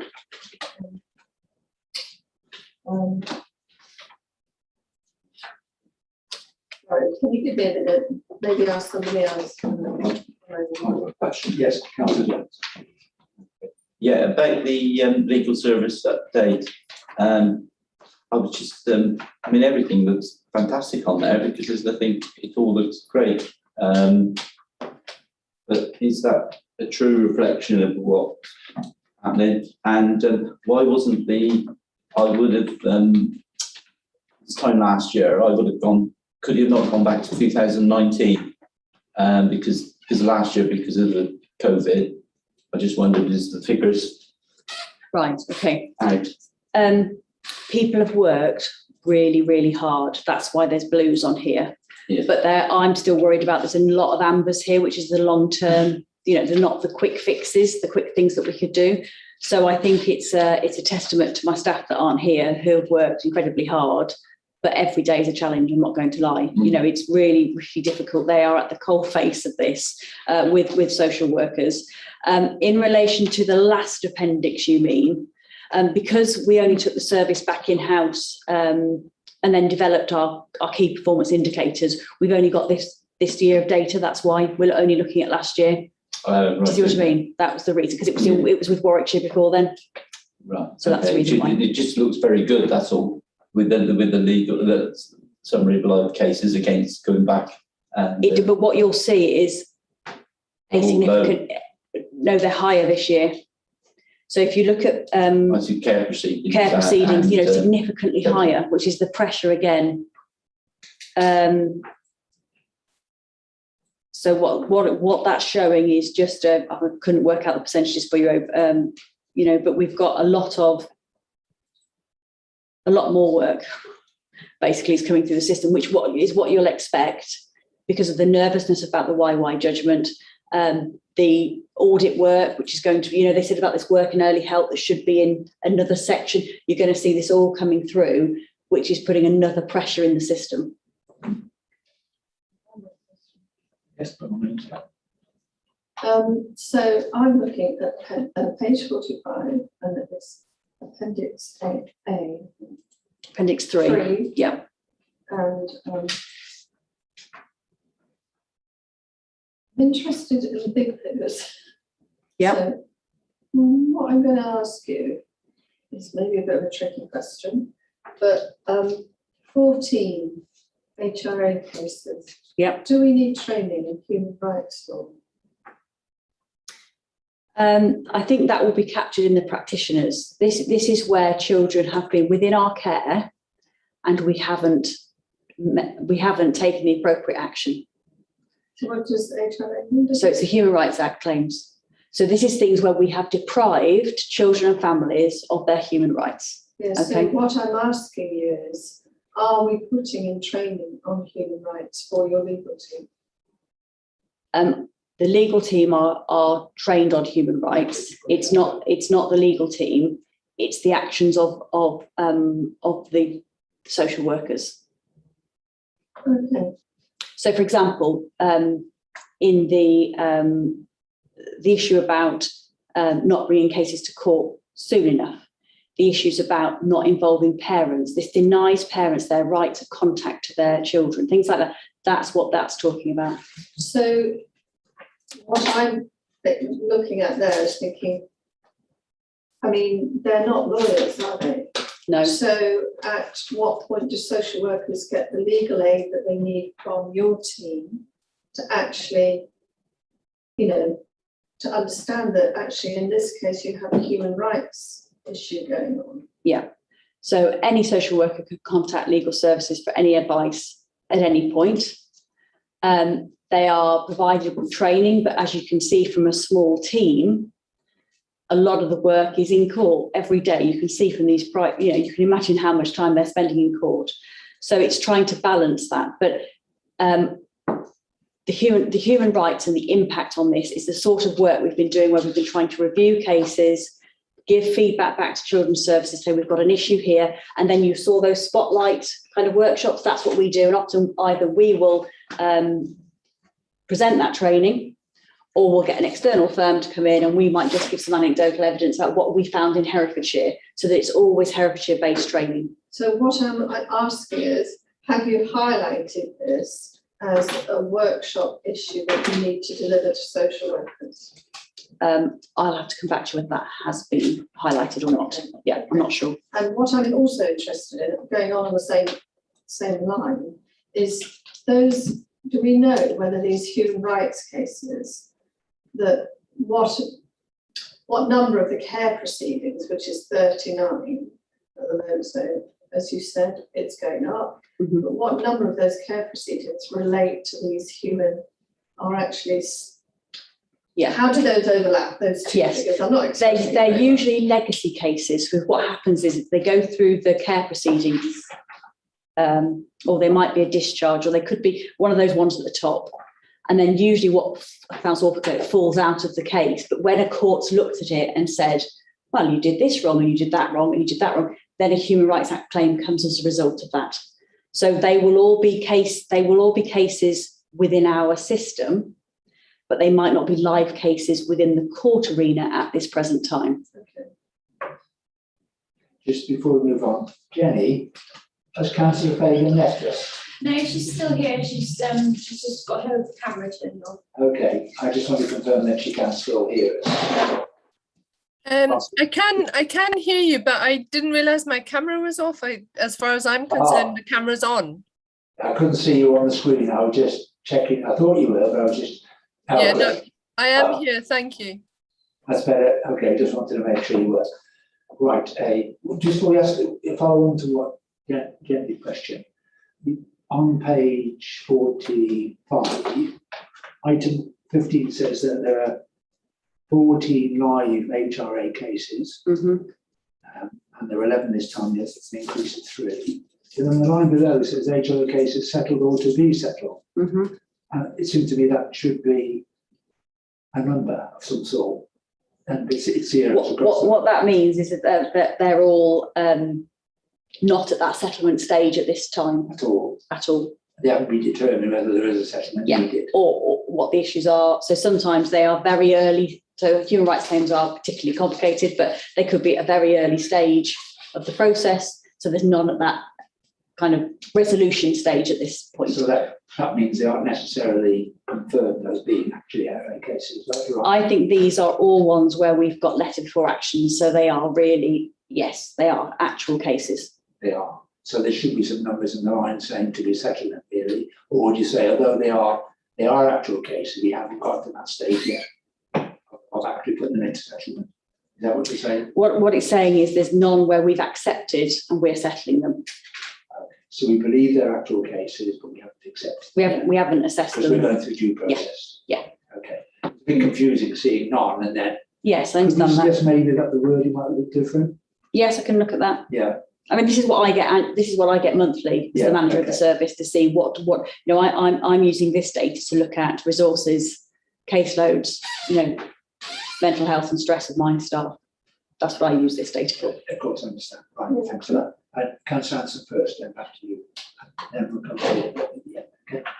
Sorry, I'm going back a bit. I'm a bit stupid. But I've written down here it says the legal team is at full strength, and then it says further along 3 members of staff have left. Yeah. So where are we now? Right.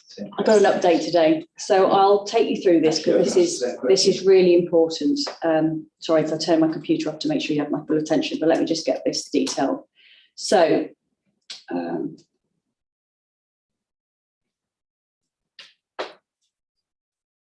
So what I have is I have 7 lawyers. So that's actually legally qualified lawyers. I've got 2 advocates, which means they attend court to do advocacy. They are both locums. I've got 1 senior lawyer who is also a locum. And then I've got 4 lawyer 1s, so entry level, between 1 and 5 years post-qualification experience. And I have got 3 there that are all permanent and 1 vacancy. And then in the improvement team, which is a new team that I've created, they are all locums at the moment. They're all, 3 of them are in there. Now, what has happened is I've been able to recruit 2 heads of law, which are job share. I think there's real strength in that, and a head of law for improvement. So no, I'm not fully staffed. Half of the team is locums. Yeah. And it is very, very difficult, exactly the same as what you hear from children's services, to recruit children's lawyers. Very, very difficult. What I can recruit is newly qualified. Because people don't want to do children, or it doesn't pay so much. There's 2 elements. It definitely is a calling, so there definitely is that element, but also the locum market is very buoyant, so you can be paid more working as a locum. And at the moment, the fact you can do court cases remotely and you can work from home means it's far more attractive than it ever was. So just to clarify, does that mean your total team's 15 including you? 18 including you. So you've got 7 lawyers, 2 advocates, 1 senior lawyer, 4 entry-level lawyers. Are they all standard legal team members? Yeah, so I've got more than that because I've got 3 teams. Okay, 3 teams. So I've got 3 teams. I've got to reflect the 3 directorates. So this is just the children's team. Right, yeah. Then I've got economy in place, and then I've got adults, and then I've got a little cross-cutting team that tries to do the work that fits between. They all have a head of law. There's then a head of legal, and then they report to me. So that all those people you've said are all actually part of children's services? Yes, completely dominated by that. So that's 17 people reporting to you effectively in that team. Some of them are local. Is that correct? 7, 8, 9, 10, 11, 12. I've got 13. Oh, I've got 7 lawyers, 2 advocates. No, that's all part of it. 7 lawyers are part. That's the 7 description. Okay. Sorry. Okay. So I've got 7 in my main team. Yeah. I've got 3 in the improvement team, and then I've got 3, although they're job shares, at the senior heads of law level. So 3, yeah, okay, yeah. Right. So it's 13. 13. Yeah. Okay, including you. People. No, then there's 13. Then there's Kate Charlton, and then there's me. So that's 15 people purely devoted to the legal team improvement. Yes. Okay, great. Thank you. And you and Kate obviously have worked across the directorates as well. Yeah. But those 13 are all dedicated to children's. Yeah. In the improvement. And at the moment, education, because they've always been focused on child protection, as you can imagine, education is sat out. They sat out actually in adults just because they never had the time to do education work. The plan with the improvement team coming in will be education eventually, so you'll get the full service within legal services, again, reflecting what the directorate does as well, so that it's not separate. I know you want to ask, but I want to ask a supplementary in mind. And the same as we said earlier about changing the emphasis of this committee to look at the offset stuff about have we got the resources, is it sustainable? And then we know it's always been a reason for things that happen because we haven't been able to recruit the resources. Are we likely to get any delays in legal ability to do the work because there aren't enough people that the improvement plan will need to be concerned about? I don't think so at the moment. So, for example, the 3 lawyers that are in that improvement team was part of that initial bid. Remember, we went to full council and there was a bid for extra money. You know, that has been built and we have been able to recruit. But what I can't do is recruit permanently. That's the difficulty. There are adverts out there, but I just can't recruit. So you're satisfied that the legal aspect of the improvement plan is not going to be a hold up? No. Any other elements of the improvement plan? And I've got a permanent person coming to head up that team, which is, you know, I'm over the moon about that. Obviously, good to keep reviewing that, wouldn't it, to make sure. Absolutely. Yeah. We know that that isn't an area that can be delays in the improvement. And that's why, you know, I have this data that's given to me every month to keep an eye on that. I obviously keep an eye on, you know, the locums we have stay a long time. So that's one good thing. I have got a permanency of that locum member staff. But once the case rates, exactly the same as for social workers, get to a point which is not sustainable, then I have to go over budget, you know, because I can't not have this work covered. So I just flag it to Andrew and say, I'm going to have to get another member of staff because these rates is going up and up. And then in the budget round, what I have to do is I have to have all this data to explain why I need more budget next year, because the trajectory is that increase in. That's absolutely the way it should be. What we don't want, we didn't have resources. We need to have them. And that's one of the things we must have scrutiny, I think. We have to be sure all the elements that involve insurance services that we get confidence back that we have adequate resources to do what's needed in their timescale. So that's reassuring. Thank you. Councillor next. I'm just going to ask a question. So if you compare like for like, how many permanent positions could you fill for one time loan? Financially, it's probably 2 for 1. That's because you pay higher rates for labour and stuff. It's just a bit dismaying. It is. Do you want to follow on that, Mike, before I ask my other question? It was a different one. I was just going to ask what the reason why the 3 have left is we talked about it before. Is it mental pressure or they? Yeah, no. 2 were personal reasons, and 1 was work pressure. So, do you want to come back on let David? So, I just want to ask you a question on page 33, it's Q7, and there's an odd comment here in the completed section, because the framework is improved post-proceedings dissemination of information. Now, I would have thought post-proceedings is a key area where learning is going to take place. And what it says here is there's a form in place to be completed and circulated, but meetings are not required unless specifically requested. Now, I find that a bit odd, you know, particularly in view of the fact that we've had such damning judgments. I would have thought that until we're out of the woods, there should be a meeting, even if it's a meeting to say, we did well on that one team, there weren't any criticisms. I mean, I don't think it's a waste of time, I think it's team building, but it also, so that people know that it's a requirement that you're going to pull every single bit of learning out of each car crash. Yeah, no, happy to reflect on that. I mean, I think the meetings do happen when they're required, it's not that they're not happening. But I agree, because actually sometimes when things have gone well in court, especially with a new, I mean, I'm copied into emails where, you know, a new qualified social worker has been congratulated on the evidence they've given and the judgment they've given, and that would be a shame if that is just on an email and not in a meeting, wouldn't it? Yeah, yeah. I think it makes a big difference. Okay, I'll defer to someone else. I think Councillor Summers, did you have a question to follow up on? Just a question of numbers, frontline workers to start with. How many frontline workers per manager do we have? Do you know that at all? In legal? No. No, I don't know. Okay, because one of the, I guess the big issues is the knowledge of the people, of the frontline workers, and who they talk to from them. And we can't train every frontline worker on all the aspects of human rights. I know I've just taken 3 university courses and it blows my mind.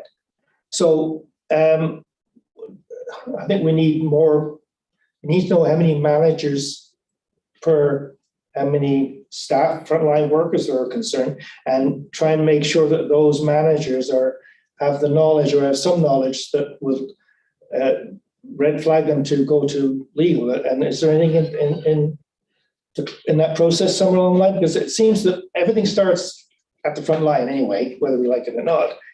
But it's taken too long to get back to before it gets to court. When it gets to court, it's too late.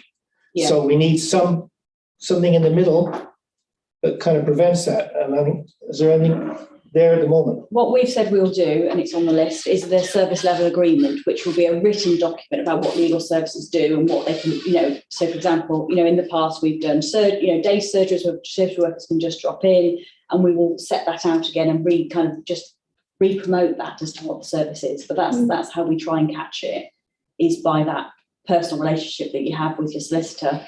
That is, you can't ask a silly question. That's what's really important. So perhaps we should be looking at, as a committee, looking at that in between manager, you know, that we have managers there that are qualified and know when to take it back to legal, because, you know, you can't have legal on every case, it's just impossible.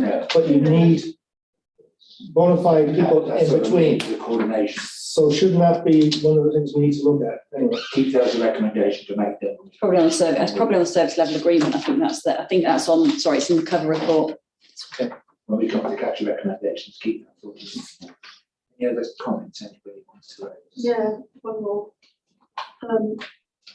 You mentioned on page 34, you're going to provide an induction pack. This is under the heading of end of life. But it's sort of, it implies this induction pack is for new starters, all relevant policies. I suppose it's all relevant policies in relation to the end of life decision making. Yeah, it's so that we've trained everyone in legal services on it. We've trained everyone about don't ever make decisions on your own. So this gravity, escalate it. We want to make sure that we don't just lose that in time, and that actually every new starter is reminded of it, and that's the process. Yeah, so my question is I mean, it's still an amber list, and it's, can we see it? Can it come back to scrutiny so we can see it? And are there any other things that should be in that induction pack that are arising as a result of some of the cases coming forward? Yeah, I'm happy to bring that back. No problem at all. Yeah, and I think the induction pack, what I'd like to see is that it's across legal services. It's not, I don't want one specific to children's. There'll be a list of key things that a lawyer coming into Herefordshire Council needs to know. That's what I'm looking for.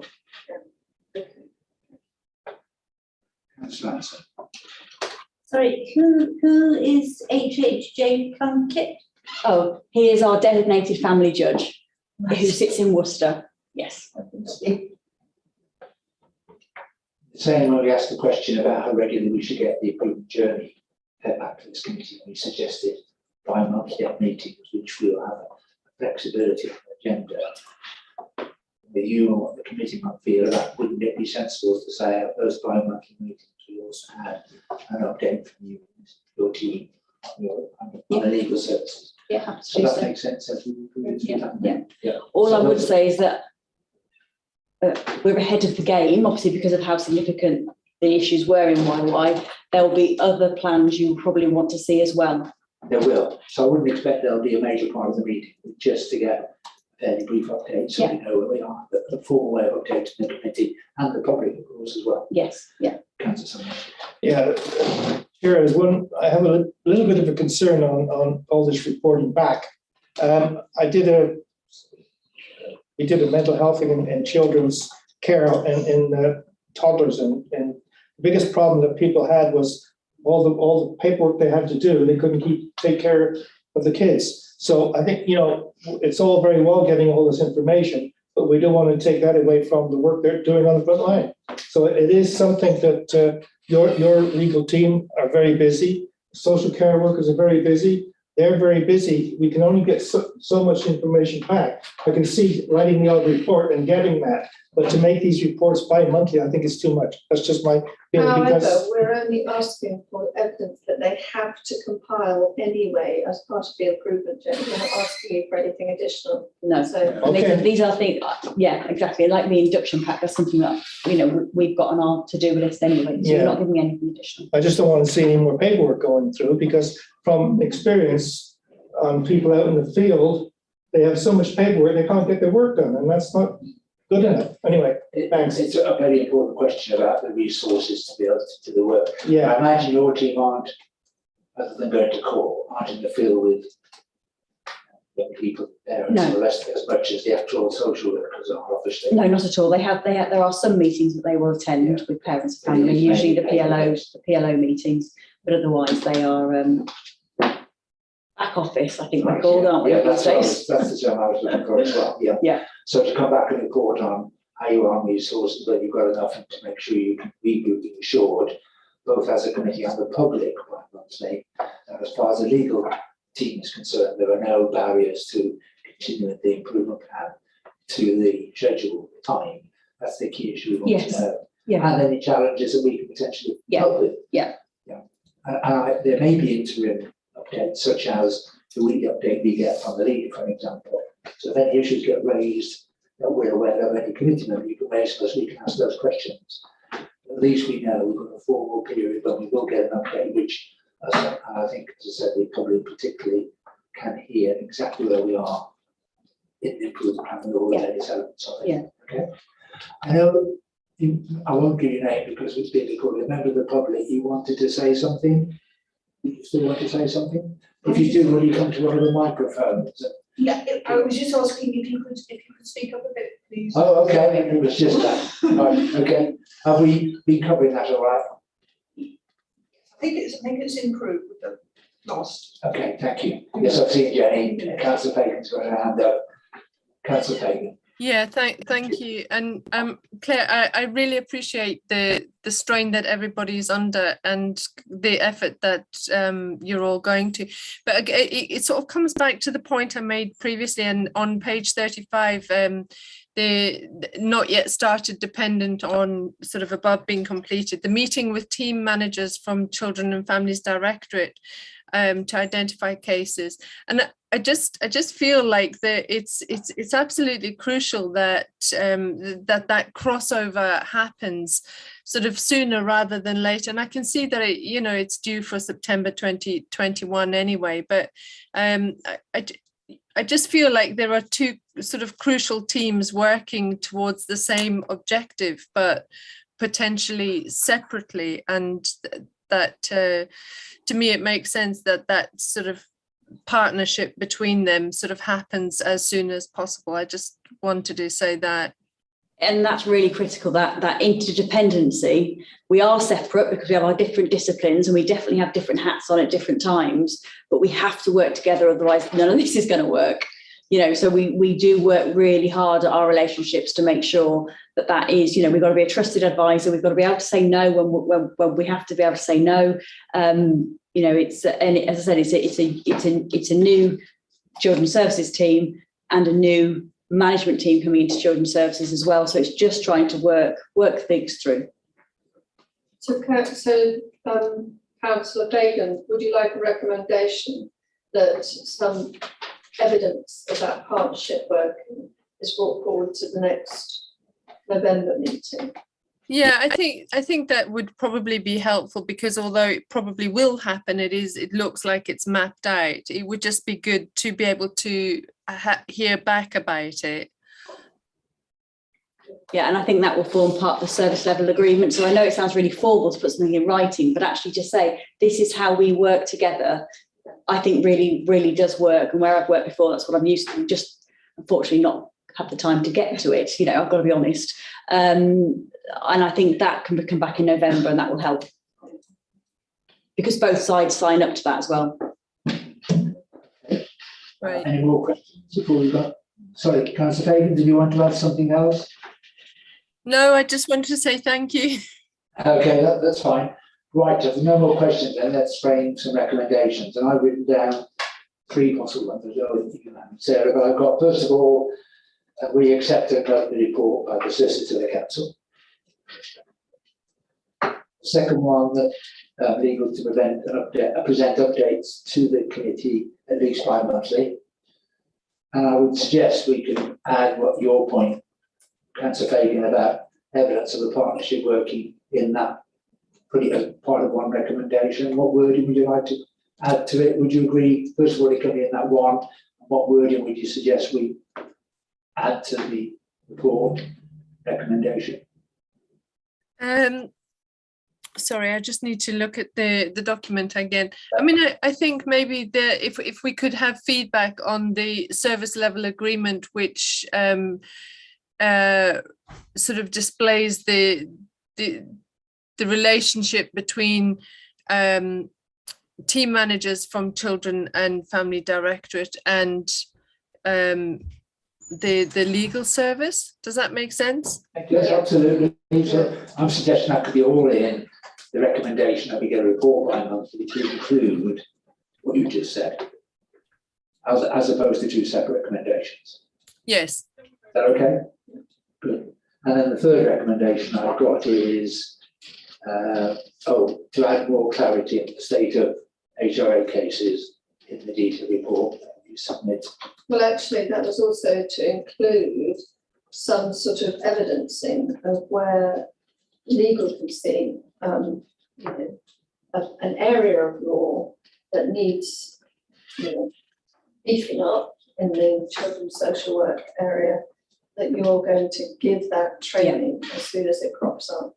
To add to the HRA explanation. Okay, so that's 3 recommendations. Give Sarah a moment to type them up. Has anybody got any other recommendations they'd like to make? Well, just the one that I raised earlier, but it also goes with Councillor Fagan's request. I'm not sure where you want to fit it in, but middle or team management needs to be more involved with legal. Oh yeah, we're including that in the report. Yeah, that takes care of that middle management bit. It does, yeah. So we have more knowledge there. I think we captured that, haven't we, Sarah? Yeah, that's what I just said. Yeah. Okay, great, good.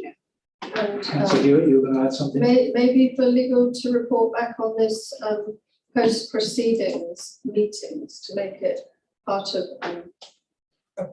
procedural necessity, or I don't know how you phrase that. That a meeting is required.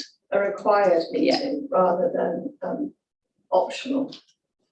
Sorry, can you explain that again? So it says, when you have, after a legal proceeding and you disseminate information, that's a critical point at which learning can take place. So what it says here is meetings not required, and Claire suggested, and I think that would be a good suggestion, that meetings are required.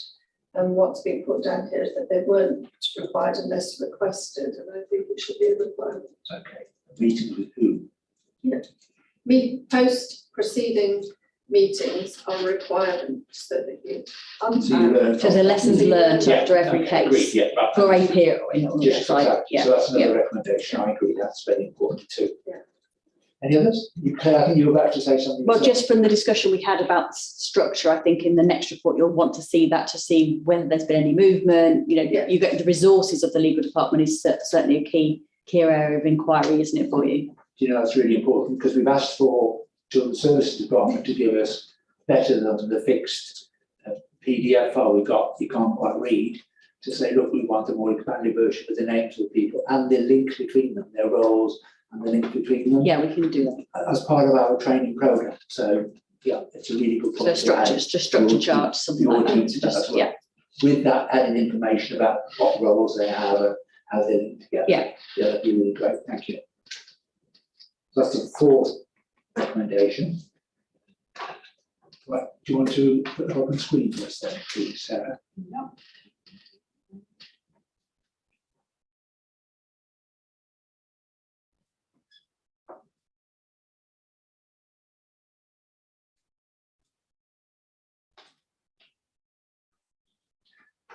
Send you that stuff, you're too busy.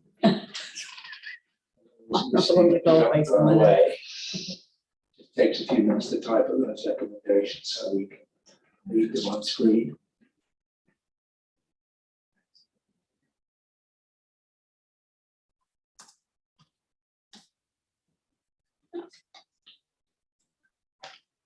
Okay, so recommendation A, the committee notes the progress made to date and plan to continue with improvements in children's legal team. B, further updates on the legal team improvement plan being presented to the committee bi-monthly, with evidence in the next meeting on the service level agreement and knowledge and understanding of the managers. Anything else specifically wanted at the next meeting? Yeah, in the November meeting. Yeah.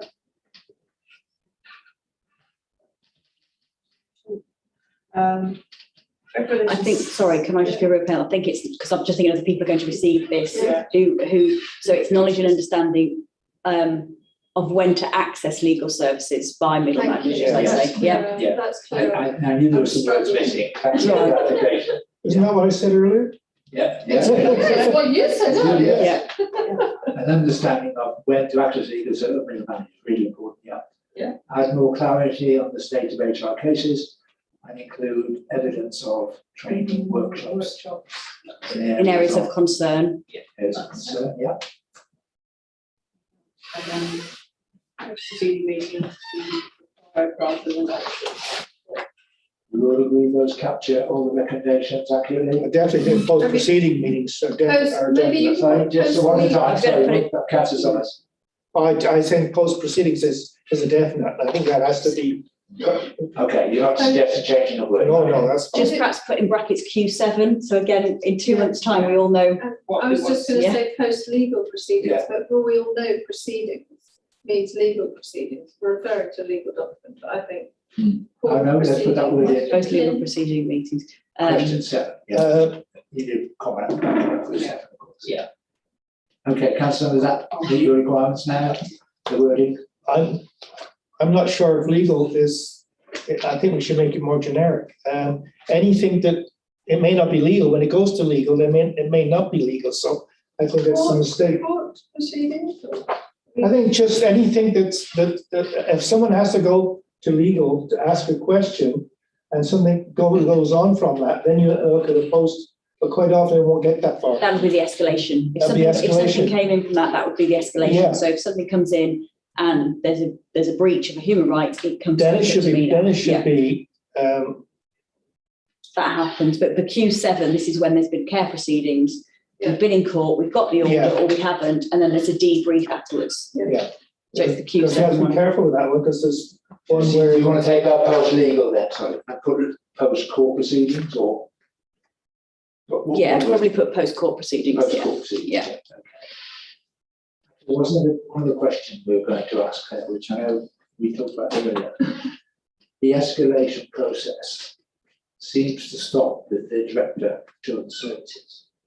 So there's no scrutiny of the process to which the Director of Children's Services makes a decision.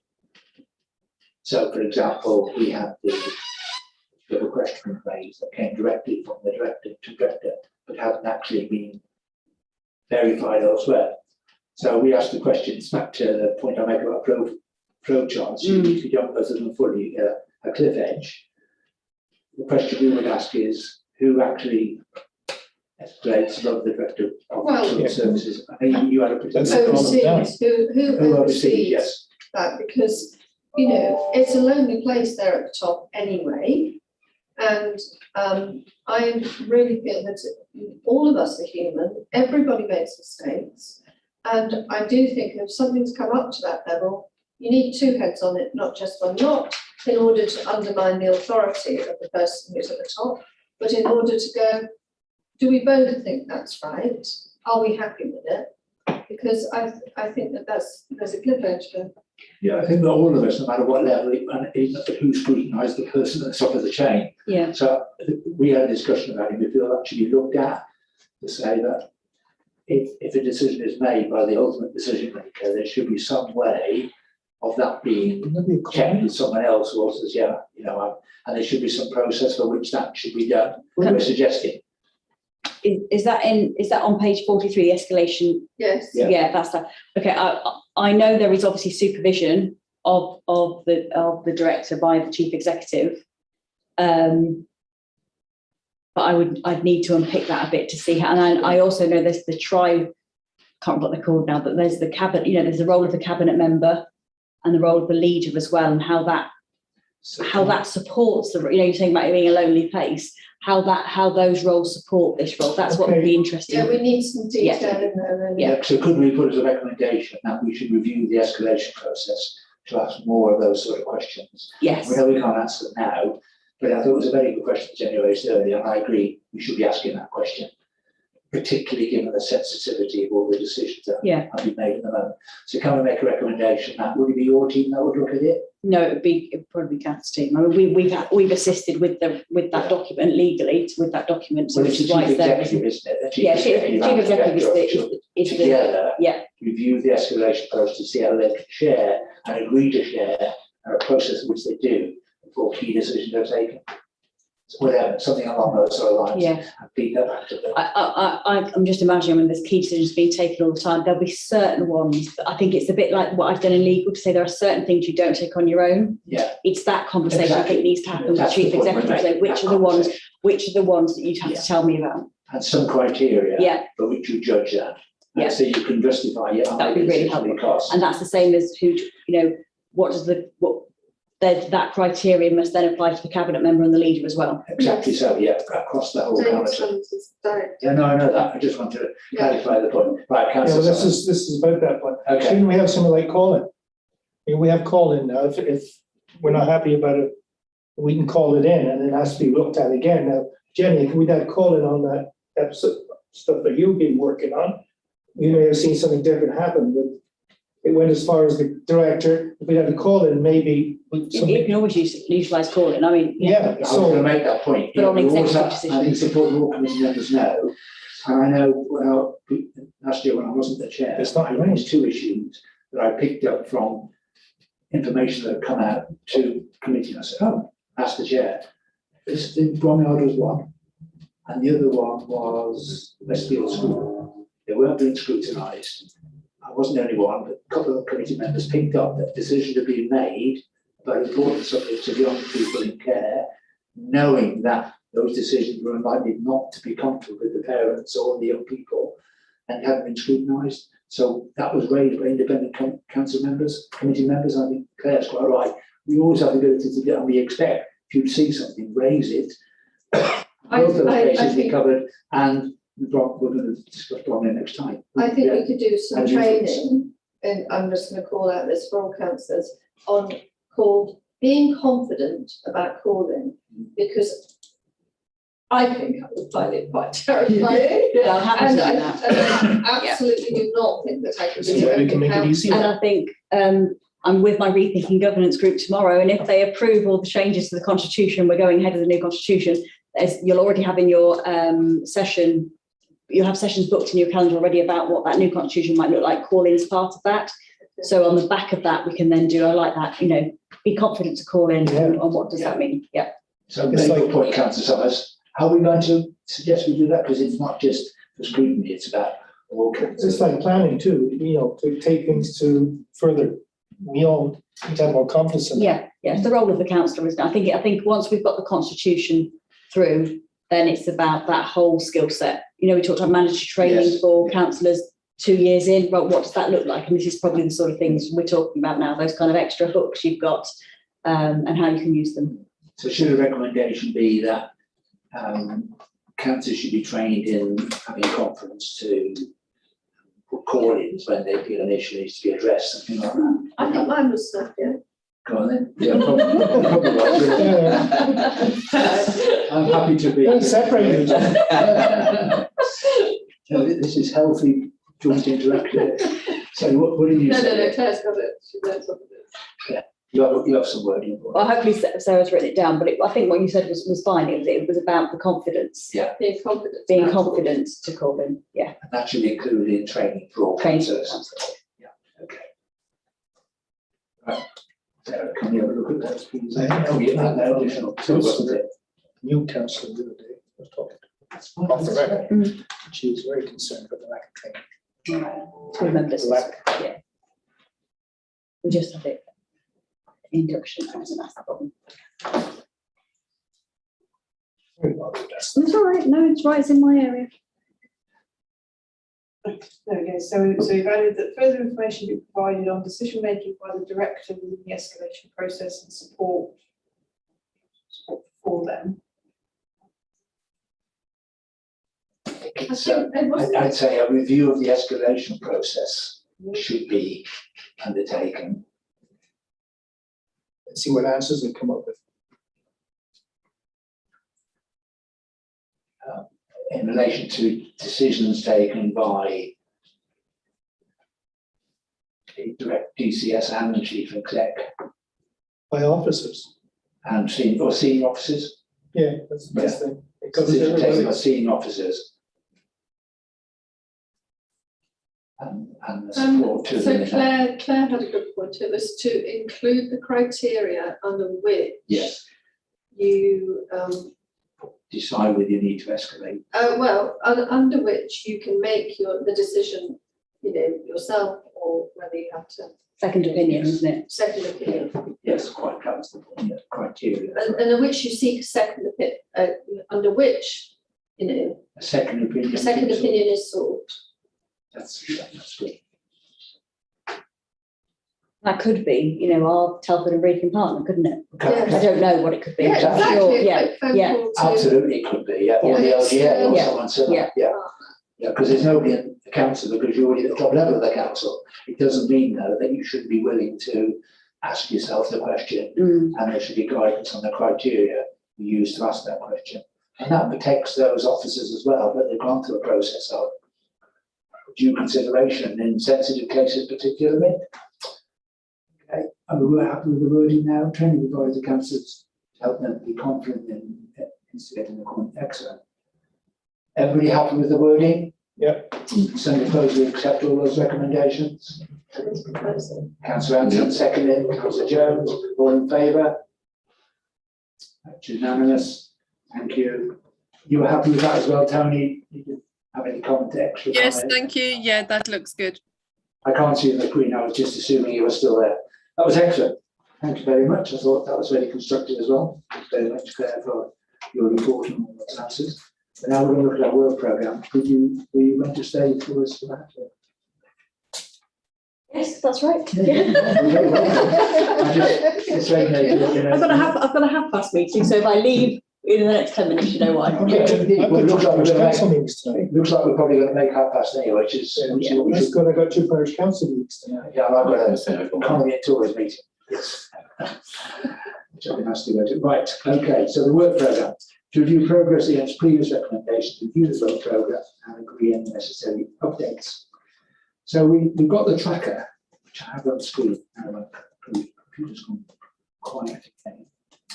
Basically, we had a conversation before the meeting to carry on the conversation we had, which said that until the improvement plan has been agreed by council, and we know what the elements of it are that we potentially could be scrutinising, that this meeting, which is essentially improvement plan focused, the next meeting will be a mainstream meeting because we still haven't got all that detailed information about what elements of the improvement plan we could be including in scrutiny.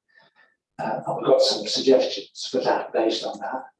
But between the October meeting and a new November meeting, which will be around the improvement plan, that we, after the council have had the opportunity to approve all the elements of it, we then have a workshop between us as committee members to then come out with a detailed working programme which we can then implement for the rest of the year. So just to put you in the picture of what we feel we could be suggesting now, that for the next meeting, it was in Sarah's documentation, that we have the AO Independent Reviewing Officers report. We go back and review the Bromyard Children's Centre decision. We obviously look at elements of the work programme as far as we can for the November meeting. And there was one other thing I think you had in there, Sarah, my computer's gone to sleep, that we said we might look at.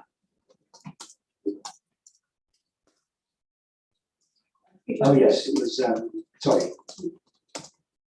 The Safeguarding Children Partnership Annual Report and for the local authority designated officer annual report. Yes, I think those two, there might be a question mark as to whether they would be ready. Either one of them, not both of them, I would suggest. No. So that would mean, I don't know if you've got Sarah's presentation on screen, but that would mean we would look at the Independent Reviewing Officer IRO and Child Protection CP report. We look at the Children's Centre Services and Bromyard decision progress. And I think, you know, as a result of the intervention of scrutiny, that's been extended for a further 2 years in its current independent state. And that's 2 years from the March timetable when it actually comes to an end. Do you get it right there? The current contract comes to an end in March next year. That was the decision that was taken post the last scrutiny that it be extended for 12 months. My understanding from officers is that the direction of travel of what they will likely be recommending in the next decision would be to re-procure contract for 2 years. Further 2 years. And that's what the that would be your opportunity to scrutinise that proposal and potentially look at what work they intend to take during that 2 years to inform what comes after that. Yeah, and I think it's important we do have that follow-up. So that would be 2 items, and then one of the 2 reports that Head of Safeguarding Children Partnership or the local authority designated officer, assuming one of those would be available, and then obviously we look at the work programme. We can also do what we've done for this meeting is review that in the light of whether one of those is available, and then come back to committee members and say, actually they're not. We suggest this could be brought forward. Maybe another one of the reports we have to review annually could be put in place of those 2 necessary commitments. So that's a suggestion of what our public programme for October should look like. Councillor Summers. I'd like to suggest something. It's been a while since we looked at schools. Now, central government has invested quite heavily in central mental health in schools over the past 12 months. I'd like to know what the schools have been doing with it. Now, it's only being secondary, I should say. I'm still waiting for the primary to come in. I'll be chasing that one up. I'm on myself pretty soon, but we need to know what's been happening with that funding, how they're using it, et cetera, et cetera. Now, I did bring this to the previous director some time ago, and there was just no interest shown in, finding out what they were doing or being known what they were doing with it. But we know that's important, don't we? Would that come under health and well-being? Would come under health and well-being, but it's basically mental health is still health and well-being. Yeah. But in schools, the last one I did was about 3 years ago, and I visited a couple. There wasn't many that did a good job with it, but I think it's about time that we went at it again. And I'm looking at There was an update in 2020. There was an update, but not much work done on it. Because we were going to look, didn't we have something down in the proposals about how our schools coping after COVID? Yeah. Because that would go with the funding aspect of it, because there was funding put into, but the funding was only put into secondary. Then we can, maybe in that meeting, we can tell government we'd like to see it in primary, because that's where it should be, is in primary. Is there an annual report that we could review covering mental health that we feel would be relevant to us using as part of our scrutiny work? Not so much schools, I have to do a little more research on it. Okay. Because we got, as part of the, you may remember the sheet that was sent around with the sort of work program which we reviewed at previous meetings. And one of the pages said the annual reports, there were 10 annual reports that we're obliged to, or recommended that we consider during the course of the year, one of which is health and well-being. So I'm wondering whether we couldn't say health and well-being and in particular mental health. And if we capture that as 10 areas that we should recommend during the year, then we can bring that forward maybe to the December meeting. The last time we did it, there was training available to teachers. We lost it, but they had to pay their own tuition fees for it. It would be interesting how that's going on now and find out if we can get the training here or if it's now in place. It may be in place. I don't know. I'm not privy to that. I really, given a come back out of COVID and mental health being such a big issue, should we say that in the December meeting we aimed at review of mental health and progress in that area, and then we have time to consider whether there's specific reports, and we can get feedback from officers on the work they've been doing. Okay, so we capture that. Just a second, Councillor answers to that question. Just it says here that there was an update briefing on recommendations relating to the schools update will be circulated. Was that ever circulated? Well, I wasn't then a member of the children's. Exactly. Was it? Did you ever get one? When you used it? This was July 2020. In the list of the and who has said that they're going to give an update? Executive responses. There were 1, 2, 3, 4, 5, 6 recommendations. From July 2020 meeting. July 2020. And the recommendation was made following what, listening to what, do you know? Schools update. page is that on? 77. 77. Yeah. And it says, like, for example, work on children's mental health is prioritised by the committee and includes a review of school pastoral support and mental health pathway for looked after children. Yeah, that was what we did in the 20th of July meeting, Tuesday. Yeah. What you're saying is, did you ever get an update? Yeah. I presume that would have come from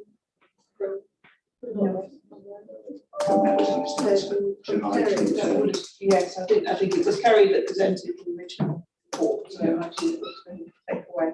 If you don't recall having seen such an update, I don't recall. But it's probably time we had a further update. And mental health is included as part of the thing is, the reason I wanted to intervene is that there's some cross-cutting themes here. So Kat's been talking a lot about partnership working, and we've been talking about getting evidence from, you know, who's interacting with children in the community. So we've been talking about schools, and that also is cross-cutting with contextual safeguarding.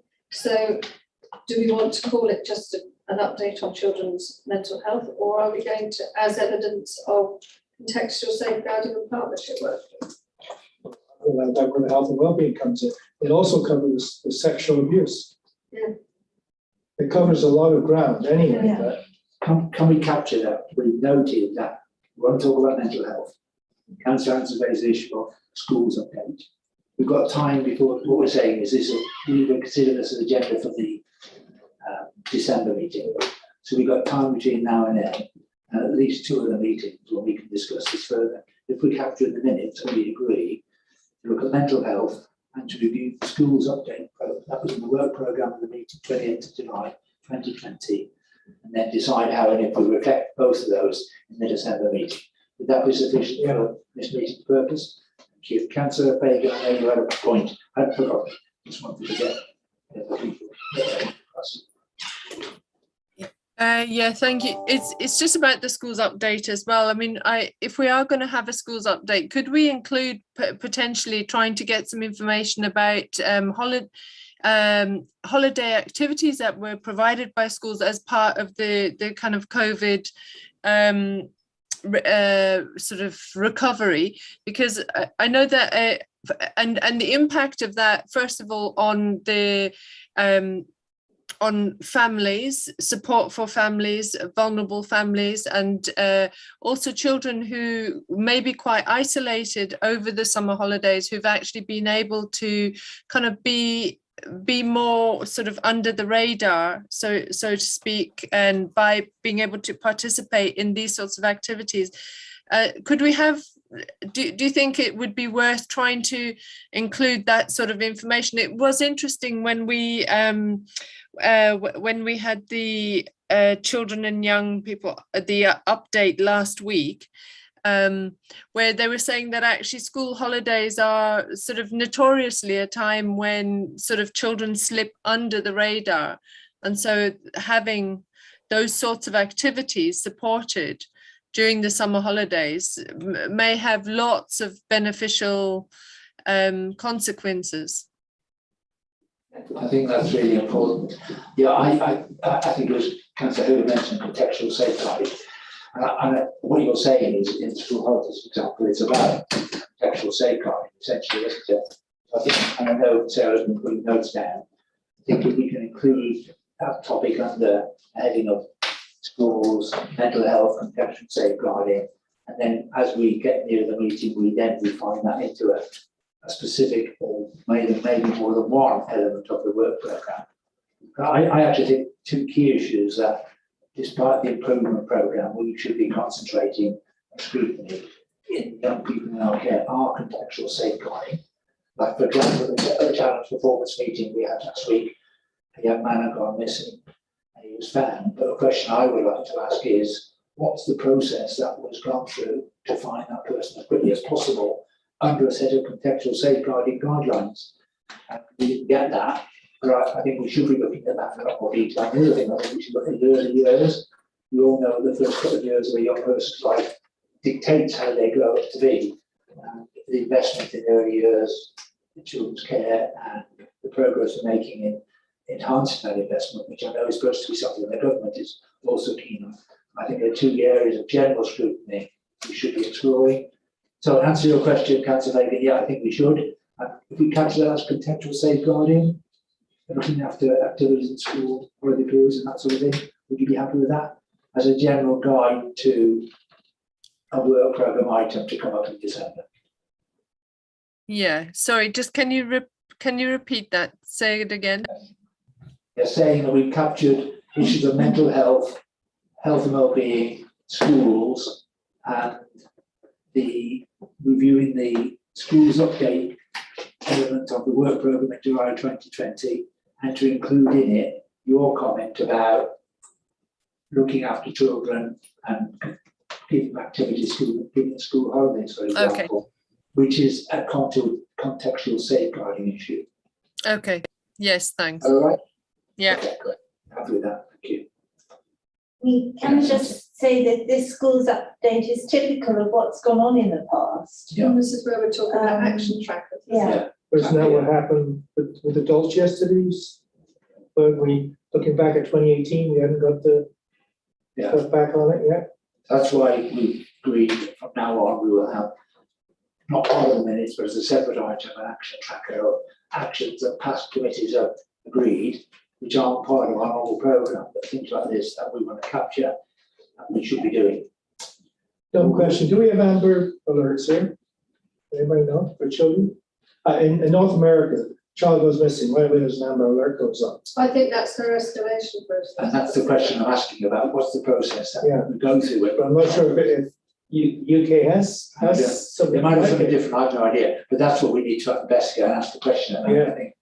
'Cause I have no What idea. disturbed both Philip and I was that it was the third time the child had gone missing, so we didn't hear about the other two times. Yeah, that's my concern, Yeah, is right. in North America, it's the TV, the radio, everybody goes Yeah. out with Amber Yeah. Alert. As soon as you hear Amber Alert, you know there's a child missing. I That's the sort of felt question. we were given it as a token. Well, Yes. I think it was like the instigation of a new system. Yeah. And that's So not fair. maybe they weren't going to do the system and they suddenly thought, oh God, we've got to get that Yeah, system. we've never been there. Let's look at it a bit But possible. we don't really know, but we're going to ask Yeah. the question. We're going to ask the question in our. On that particular element of what's the process when somebody goes missing? Is there an Amber Alert equivalent? Yeah. But coming back to the fact we had that, I was very positive that we were getting given information, but it came out of the blue. Yeah. It wasn't in a context of. It was rather Give you a lot surprising. more information about, we talked about more information from bottom up. And it was very positive, to be fair, I agree, let's be positive, that we had something about more evidence, that we're getting data from bottom up, Yeah. which we weren't getting before. Our critique of it, I would say not complaint, but critique, we weren't expecting it. So for councillors like us, who were more aware of what's going on, they might say, oh, goodness me, I'm sorry, keep banging that, goodness me, should I be really alarmed about this? Or is it, so people didn't really know how to take it, so it wasn't in a context. And I think that's the critique of it, saying, look, it's great, but don't, next time put us in a context so we know that, look, guys, don't get too excited or too worried because we're following a process, but just so you know. Well, there's two things that come to mind for me, is that there's a word, and I'm still not sure what it is, for abuse, family abuse, which you can use in any drugstore, and you go in and you just mention they'll call someone for you. And the other thing, my son is part of BACA in North America, and BACA takes care of young children through the police. And if there's a child in trouble, they call BACA, and BACA investigate, or they sit outside the home, whatever the case may be. But there's also something like that here, but I don't think it's in Hereford. It might be, we don't know. Yeah, we captured that. I'm conscious we're at the end of the time for the meeting. We captured all that we had some work program. Yes, I think. I don't think I need to vote on it, but are you happy that what was outlined as the work program for the next meeting and what we might be looking at in the November, December meetings? Are you happy with that as an outline for the work program ideas for the next 2 or 3 meetings? Are we happy with We'll that? get it out in an email. We will, yeah. So I'm happy with today, so there. Okay, in that case, I'm going to say meeting's ended. Thank you all very much for attending. And finally, can I confirm that the Democratic Services team at the live stream has been switched